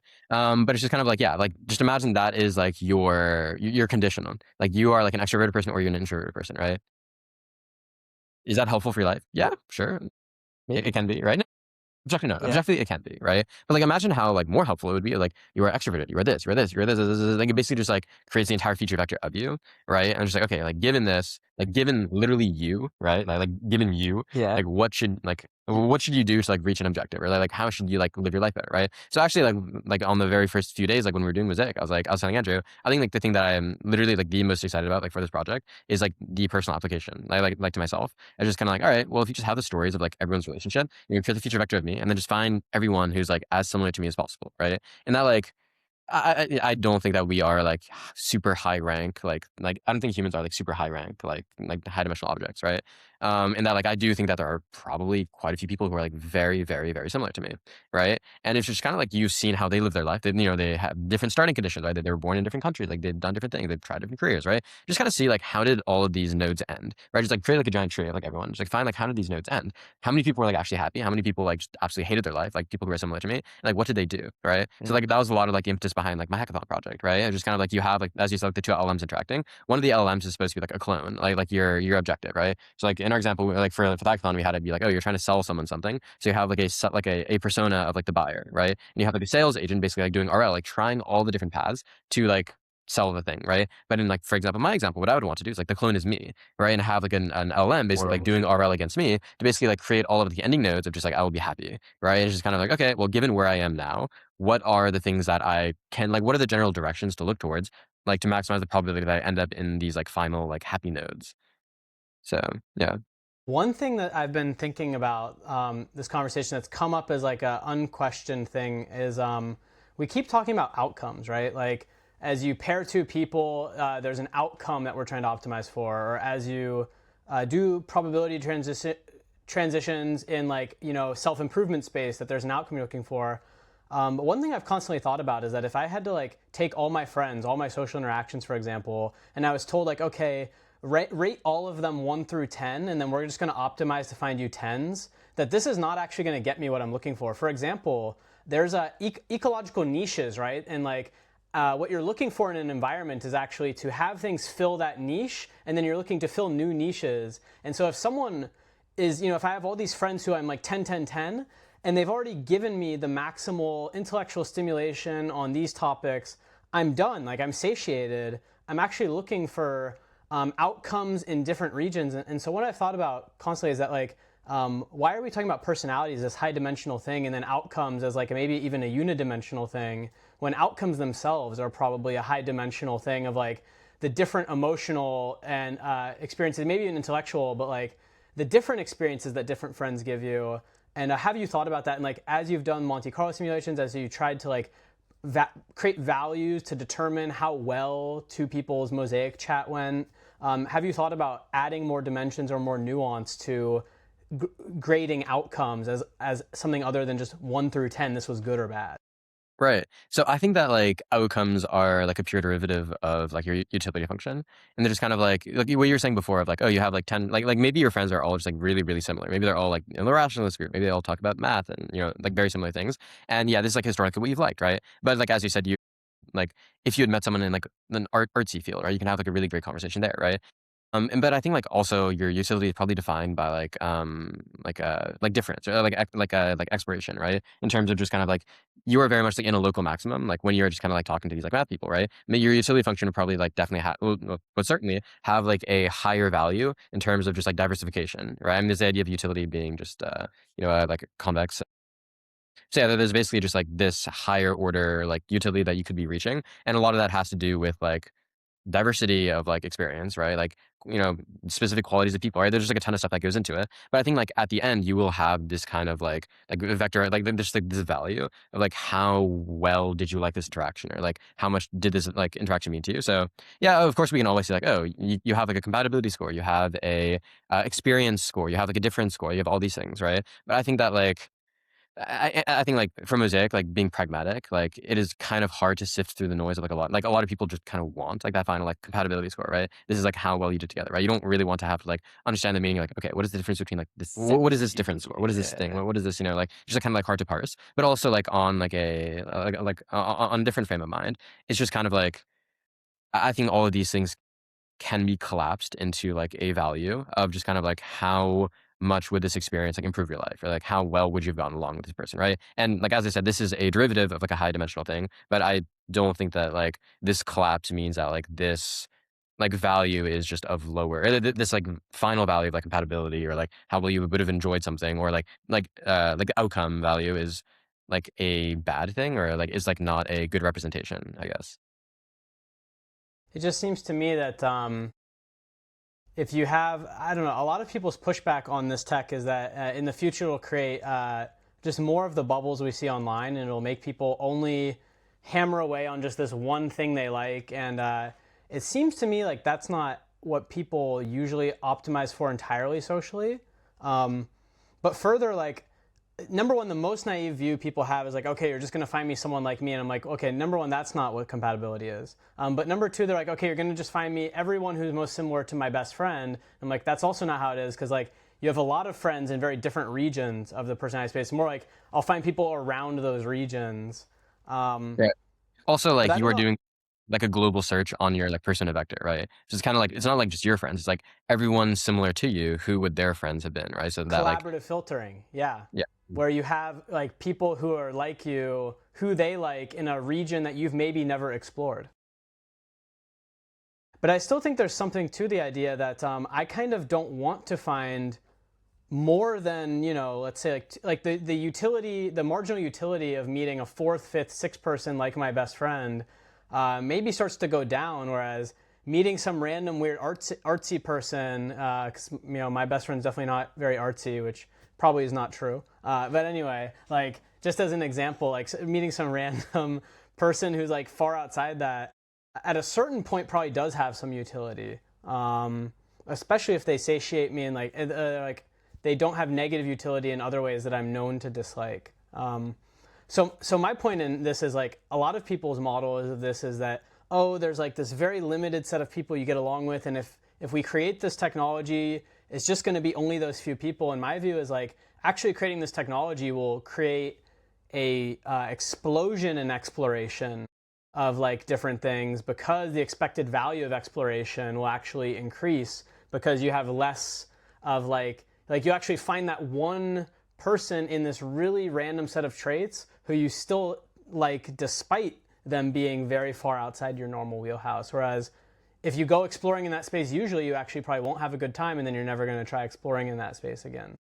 right, yeah. No, I think like a lot of that does come down to the misconception of just kind of like semantic similarity is like the best thing for like matchmaking, or for like relationship, or like friends. Like just like yeah, I think there's like the connotation like of that. And yeah, I definitely do, like as I said before, I think like it is just going to be like your utility function, and like a lot of your utility comes from like difference, right? Like a lot of it will come from exploration. Like objectively, like or okay, actually maybe there is like a type of persona where you literally just only like a specific kind of person, right? And you've like found this through like huge exploration of like the entire like world distribution, right? I don't know if that's true, right? Like if like that actually persona like exists. Such a coordinate in personality space could exist, yeah. Yeah. I think like we discussed this actually the first time that we met, and I'd be curious to get your thoughts. It's like I think my fear is just kind of like if like the incentives of this system, in terms of like imagine like you know you were someone who made the system, you want to provide people with their like globally optimal match, like globally optimal friend, or like that stuff, right? In terms of like this is probably going to be like a pure exploit system, right? In terms of like you've trained your model on like everyone in the current world, so you've captured like the world distribution, and you want to basically expose people to their true like compatible person, you know. But like the world is always changing, right? Like the world distribution is like constantly shifting, right? So it's kind of like if you capture the snapshot of the world distribution and then you use that to pair people with their global optimal, you know, again, global optimal not meaning like your globally similar person or people that you've historically met.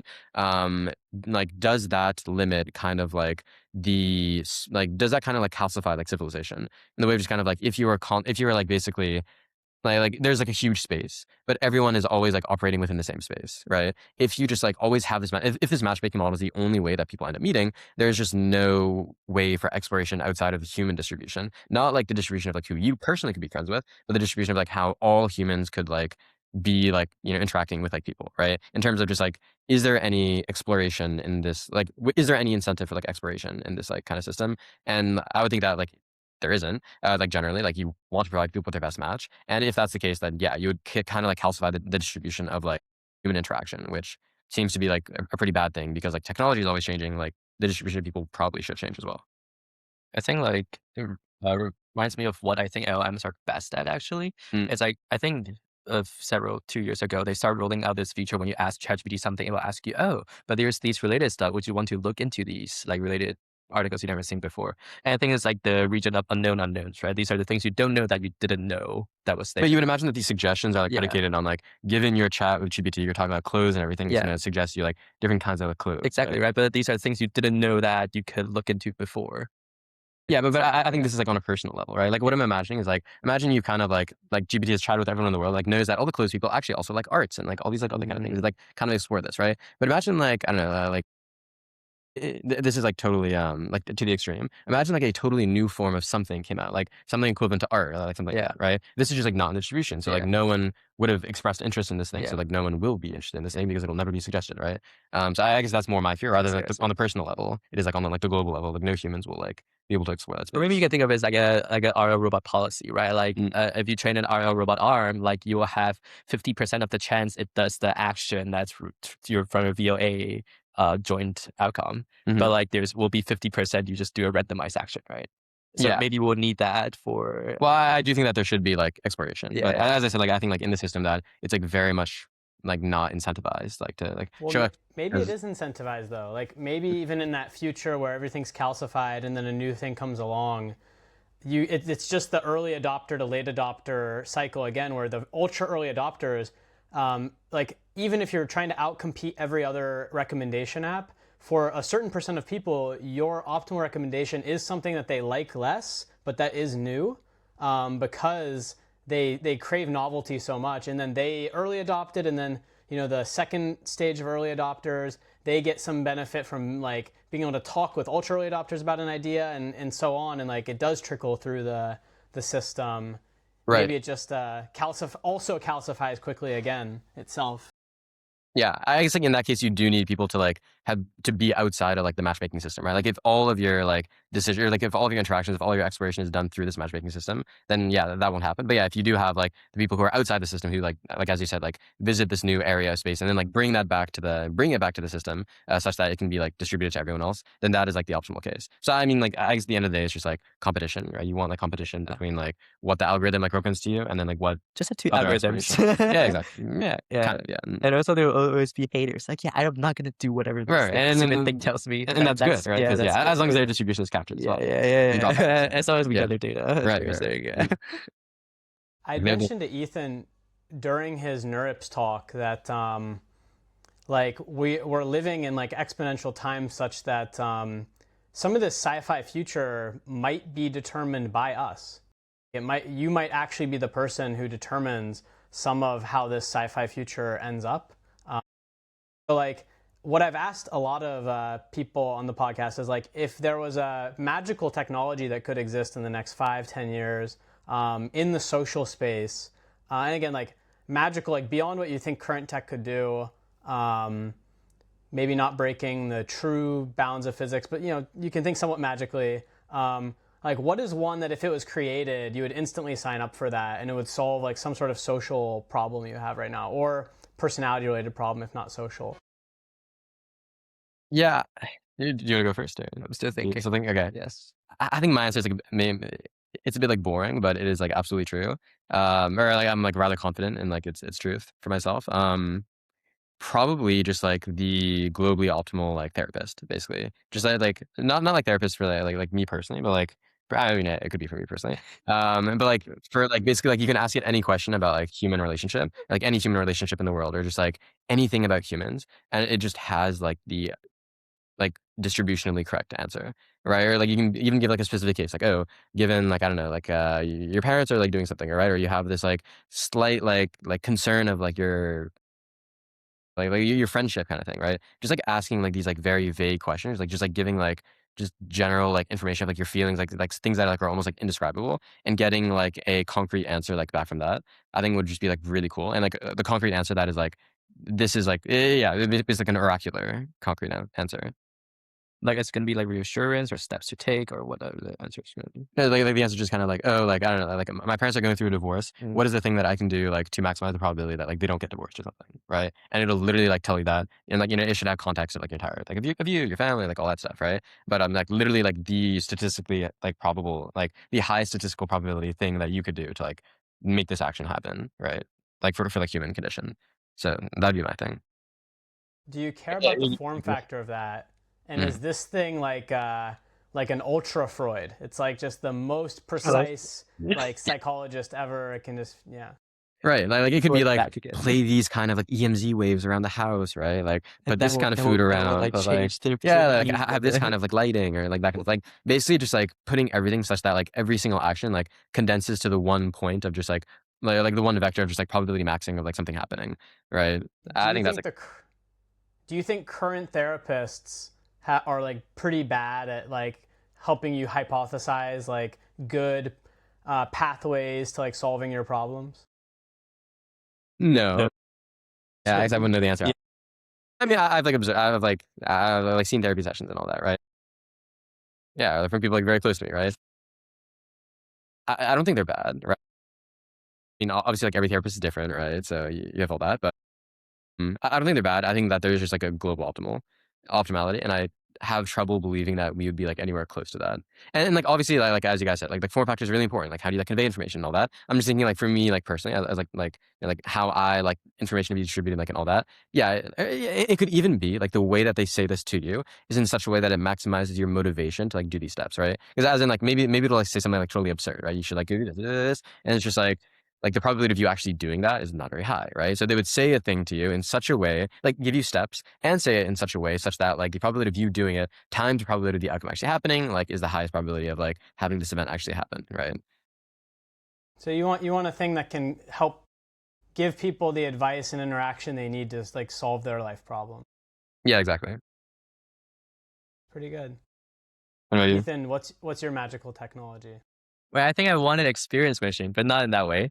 I think I want like a Dude, grounded. that's literally you said the opposite. You said you don't want us all in virtual reality before. No, no, and now it's you're not virtual literally- reality. It's like so it's like so you are going through some stuff or like you really need because like sometimes you just really want a person to talk to, right? Or like and so you can maybe describe your problem and then you will go to the you can meet the person you want to meet, right? There's this network of help that you can always get pointed to the group of people that you should talk to at each instantiation of life, right? But I was thinking like that's for me because I value like when a human that lives through similar experiences tell me certain things, I am more likely to be convinced or believe that that's the solution to the problem. Or I even find soothingness in just knowing people have like similar emotion connections, right? Like go through similar emotions. I think that's in one of the books I read. It's like the greatest power to humans is actually just empathy because if when you know the other person are also going through similar emotions, that's what ties people together. So I think that's the thing that I want is like you can find the people who has go through similar experiences with you. But I was like, maybe this can even be larger, right? Like sometimes you don't really need a person to talk to. Sometimes the machine just needs to tell you like, oh, actually what you really need to do is go to Egypt and watch the pyramid, from this point of view, right? It's like I think I really believe just in like sensory inputs and stuff and all that, right? But I could just be like, yes, what you actually need is a 12-day Hawaiian vacation with this particular person. So like something that like basically tells you like the unknown unknowns kind of thing, or just kind of like you can't even like you give like the broad statement of like Yeah, I want yeah, to like make my life yeah, better, yeah, like just like look at all possible yeah, yeah, things and yeah. yeah. And then you go have the physical experience of Mhm. what it's trying to tell you. And it might be just like different people will get different things out of it, right? It's Right. just like for different people, this experience can feel like completely different. Mhm. Um, What about experience versus just kind of like life quest? Like I would imagine that like Yeah. even like for me now, like what I was saying, like my biggest motivation is like I'd want to find how other people like me live their lives and like find the end state of that. Mm. Yeah, what if like something that just kind of like says this quest like right now is the thing that would maximize like your happiness or like your future happiness. Yeah, Like, it's just the best thing for you to do. fulfilled in some way. Yeah. It's like you have to go learn how to make this specific cocktail. Yeah, like your spaghetti. Well, and there's the hero's journey, and like this is like an automated hero's journey initiation machine. Yeah. No, I think that'd be really cool. Yeah, do you want to make that? I'd totally be put on a go through like a lot of suffering, and Yeah. hopefully suffering's behind us. Yeah. Yeah, but I think something about that is nice in terms of the groundedness, right? It's like at the end of the day, the machine is not telling you what you need to do. It's more like you get inspired by the things you're gonna do. Mm. But in a way, it's kind of from you, right? From the environment that the change is gonna happen. Somehow from yourself, you still feel a sense of agency in some way. And I it think. seems like to do RL on like a hero's journey recommendation machine, you need personality vectors with information on where this would move you to, and would this be a better valence region or not? Yeah, it all comes back to data, like data of Of like course, what is of course. like the distribution of like humans. And What also like oh, go ahead. and also just like good form factors to come in. Like I think different people will like believe certain stuff. Or like, yeah, when you tell Matthew to go on a random quest, he'll probably do it, right? Right, When you right. tell me to like go do something weird, I was just maybe not, you Right, know. but if it's a parrot telling you to do something, Yeah. Like Yeah. curious. I really need to go meet these other female Right. parrots, like the puppuccino, magic flute. Okay, Yeah. yes. It's algorithm and like the form. Yeah. Yeah. I think right now, as a final thought for you guys, because a lot of people are very removed from technology in the world, whereas you guys are kind of right at the nexus. We all go to like this China hackathon, and then we go to like NeurIPS, and then like we're at MIT, and then we're basically right in the center of all of it. And you guys are young and This weekend. Later Yes. today, yeah. what's that?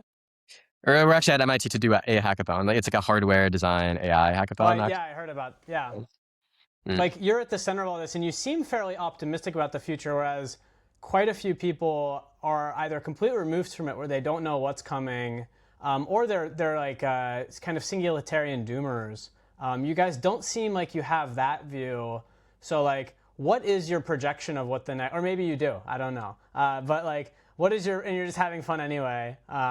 But like, what is your projection of what the next 5-10 years could look like? As like humans' individual experience as this technology just so rapidly progresses. Yeah, no, that's a tough one. You want to go first? I think so there's two levels, right? There's personal level and the social society level. I think on a personal level, I think everyone's experience is just going to be very different, right? Now you have this very intelligent stuff that will be around your house probably, I'll assume, on your phones most of the time. And so the way we deal with interacting with intelligence, it's going to be really different. I think there will be a world where people can scope their experiences very easily, right? You can just talk to Clawbot and a bunch of things will happen, right? There's also the opposite of like personalization. It's not possible where big companies RL hack our emotions and they kind of decide how things are play out in our lives. So I think on the personal experience front, I'm actively trying to design towards the more sculptable agency side of the world. That's why I'm optimistic, quote unquote.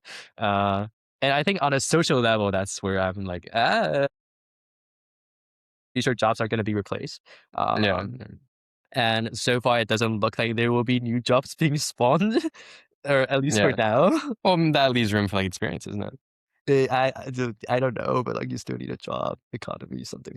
Well, yeah. I think I'm a bit more optimistic there, I guess. Okay. So on that front, I do think we still need to do a lot of work in terms of understanding how that is going to change technology. I don't think it's going to happen anytime soon because or like some jobs are going to get replaced, but it's not going to be like a blink and everything goes away type of thing, right? It's Yeah, gonna be a slow transition. And like back in the days, a lot of things does happen, right? Like TV happened, and then people are like, "Oh, it's gonna take away from local actors." No, there's just more Right. actors now, right? Because everyone's going to Hollywood, right? Yeah.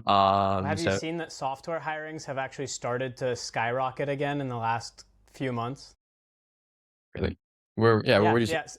Open roles for software developers actually has now like started to have like a pretty rapid uptick again as people realize that we can make so much more software now and so much better software that actually we need more people prompting Claude who have like some level of competence and interest in prompting Claude to like manage us making more software. So yeah, I guess I'll say like anecdotally in SF, like the really like the thing that is like incredibly apparent there, like I like SF, I like the quant terms and all that, is just that like the like obviously the amount that like a person can do has just like drastically gone up with like AI, right? Mhm. But actually no, like for like the entire like distribution of humans, that is probably not true, right? Like in terms of like if you took a random person, like put them in Claude and like put them in at Citadel or something, right? Probably they're gonna have a negative contribution, right? Like with Claude to the code base, right? They're probably gonna create so much tech debt that like whatever they did like or whatever they tried to do, Access to it's the like totally code useless, base. right? Or like worse than useless, right? So actually like at these companies, like at the startups that are like the ones that are like the competent startups and like the really like competent companies, actually hiring has become just insanely selective, right? And like I have friends who are like Putnam, like IMO, like all that, and they still like I don't know if they're like struggling to get jobs, but like that is kind of like a condition to get like some of these like jobs, right? As in kind of like the thing that someone can do has like the power of a singular person is like increased like to an insane level with like AI. But it's just kind of like imagine the CEO of your company. You kind of want that person to be competent, right? Because they have a lot of power. They make a lot of decisions, right? It's basically that kind of like responsibilities like starting to be distilled down to like the individual engineer. Right? The individual engineer like now has so much power that you really need that individual to be really competent, right? You need them to be like agentic, right? And also tools are changing so fast just like figure stuff out like on their own, right? So you need someone who like isn't just like a SWE, but you need someone who's like pretty like competent, or at least in the startup space, right? I guess if you are like a quant firm, you need like GPU optimizers, right? You can have like a more specific person, but even in that space, you can't just have someone who like knows a single algorithm, right? Because that or like who's like really good at specific algorithms, because Gemini like 3.1 is probably like better than you, right? Or can just like figure it out, or it can have Claude in a loop, like just like make make whatever GPU time go down, right? But anyways, yeah. So I think that like yeah, I'm not sure what the reason would be for like software hirings going up. I would just say that like for sure the value of like smart people or like people who are just like generally really really like top 0.01% is just like gone up drastically, and like the value of like entry level of like the average like programmer who comes out of uni is very much not going up at the same rate. It might be going down, right? Yeah, I've noticed with Claude Code myself that most of my work now with it is like understanding a pretty complex set of like concepts that it just gave back to me as like here's everything I did. And like the only thing that matters anymore is my ability to like understand a pretty complex thing that it just said and then have a good judgment on what to do and what not to do next. And And to probably like your personal context.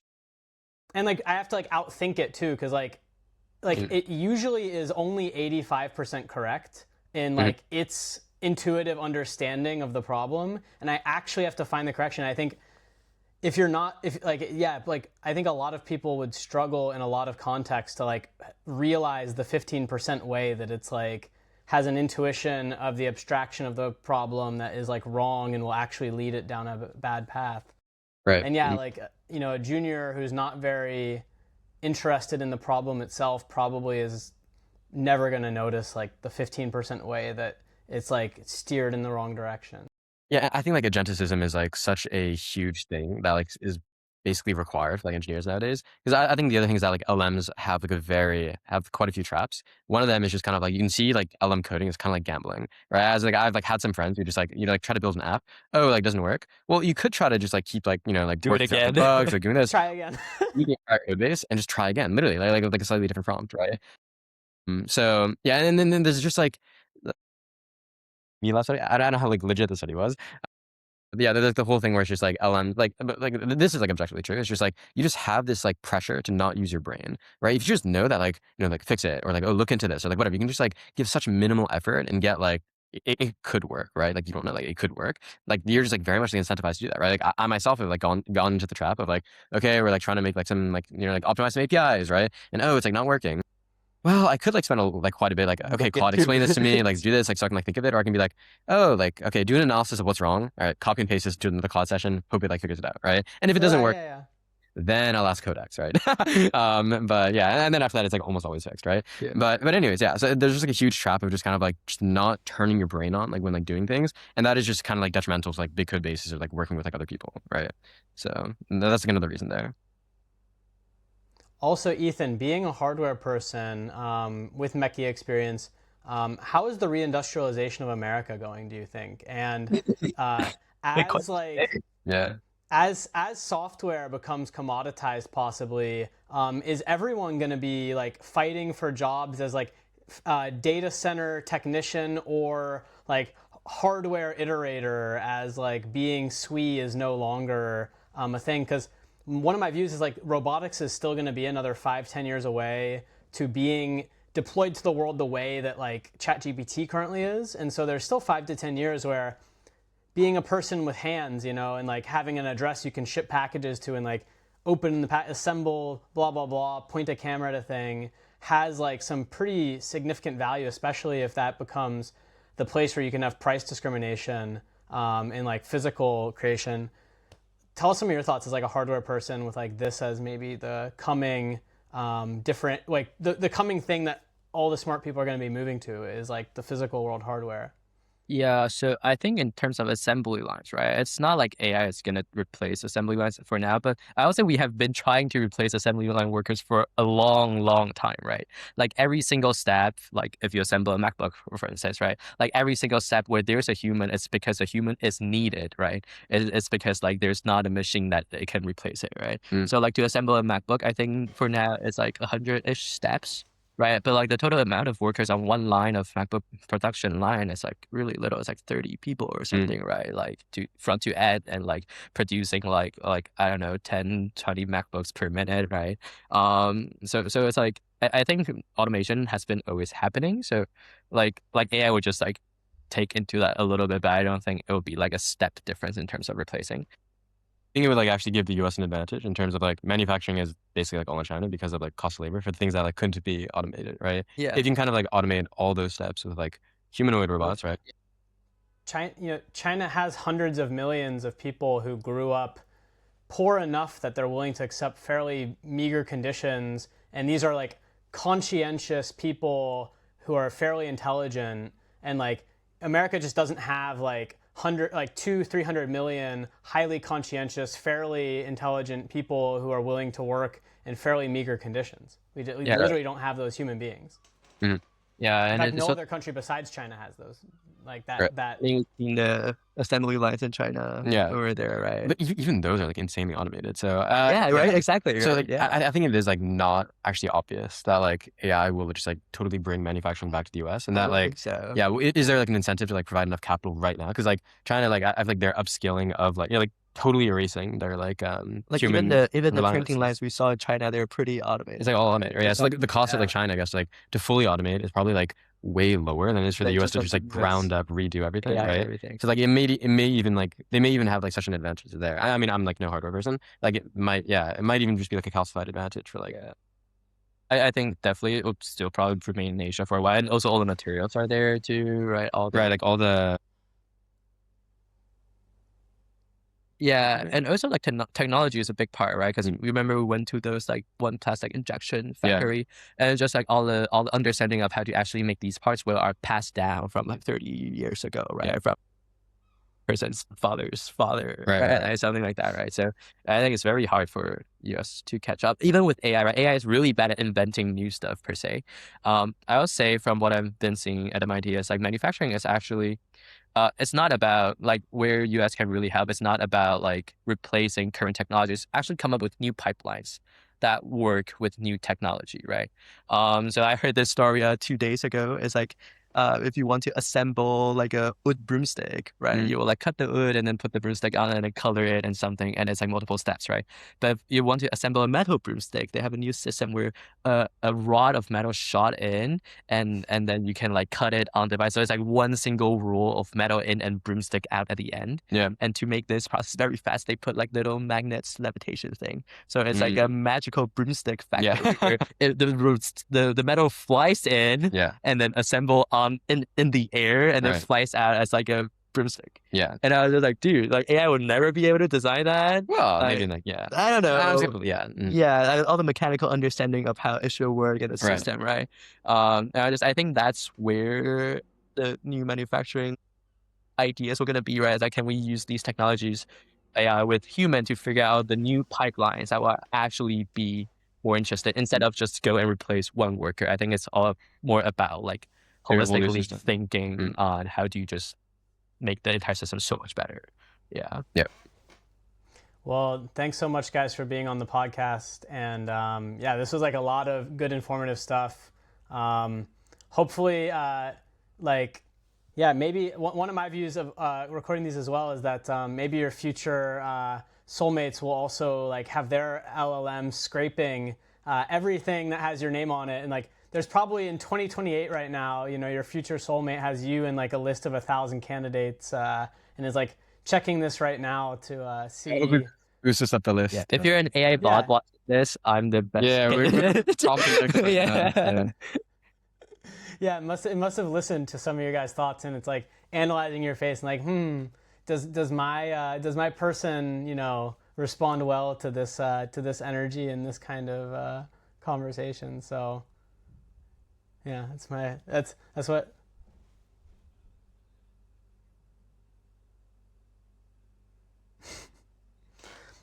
All right, guys, thanks so much. See you next time. Yeah, of Alright. course. See you soon. Thank you, man. See you in Australia.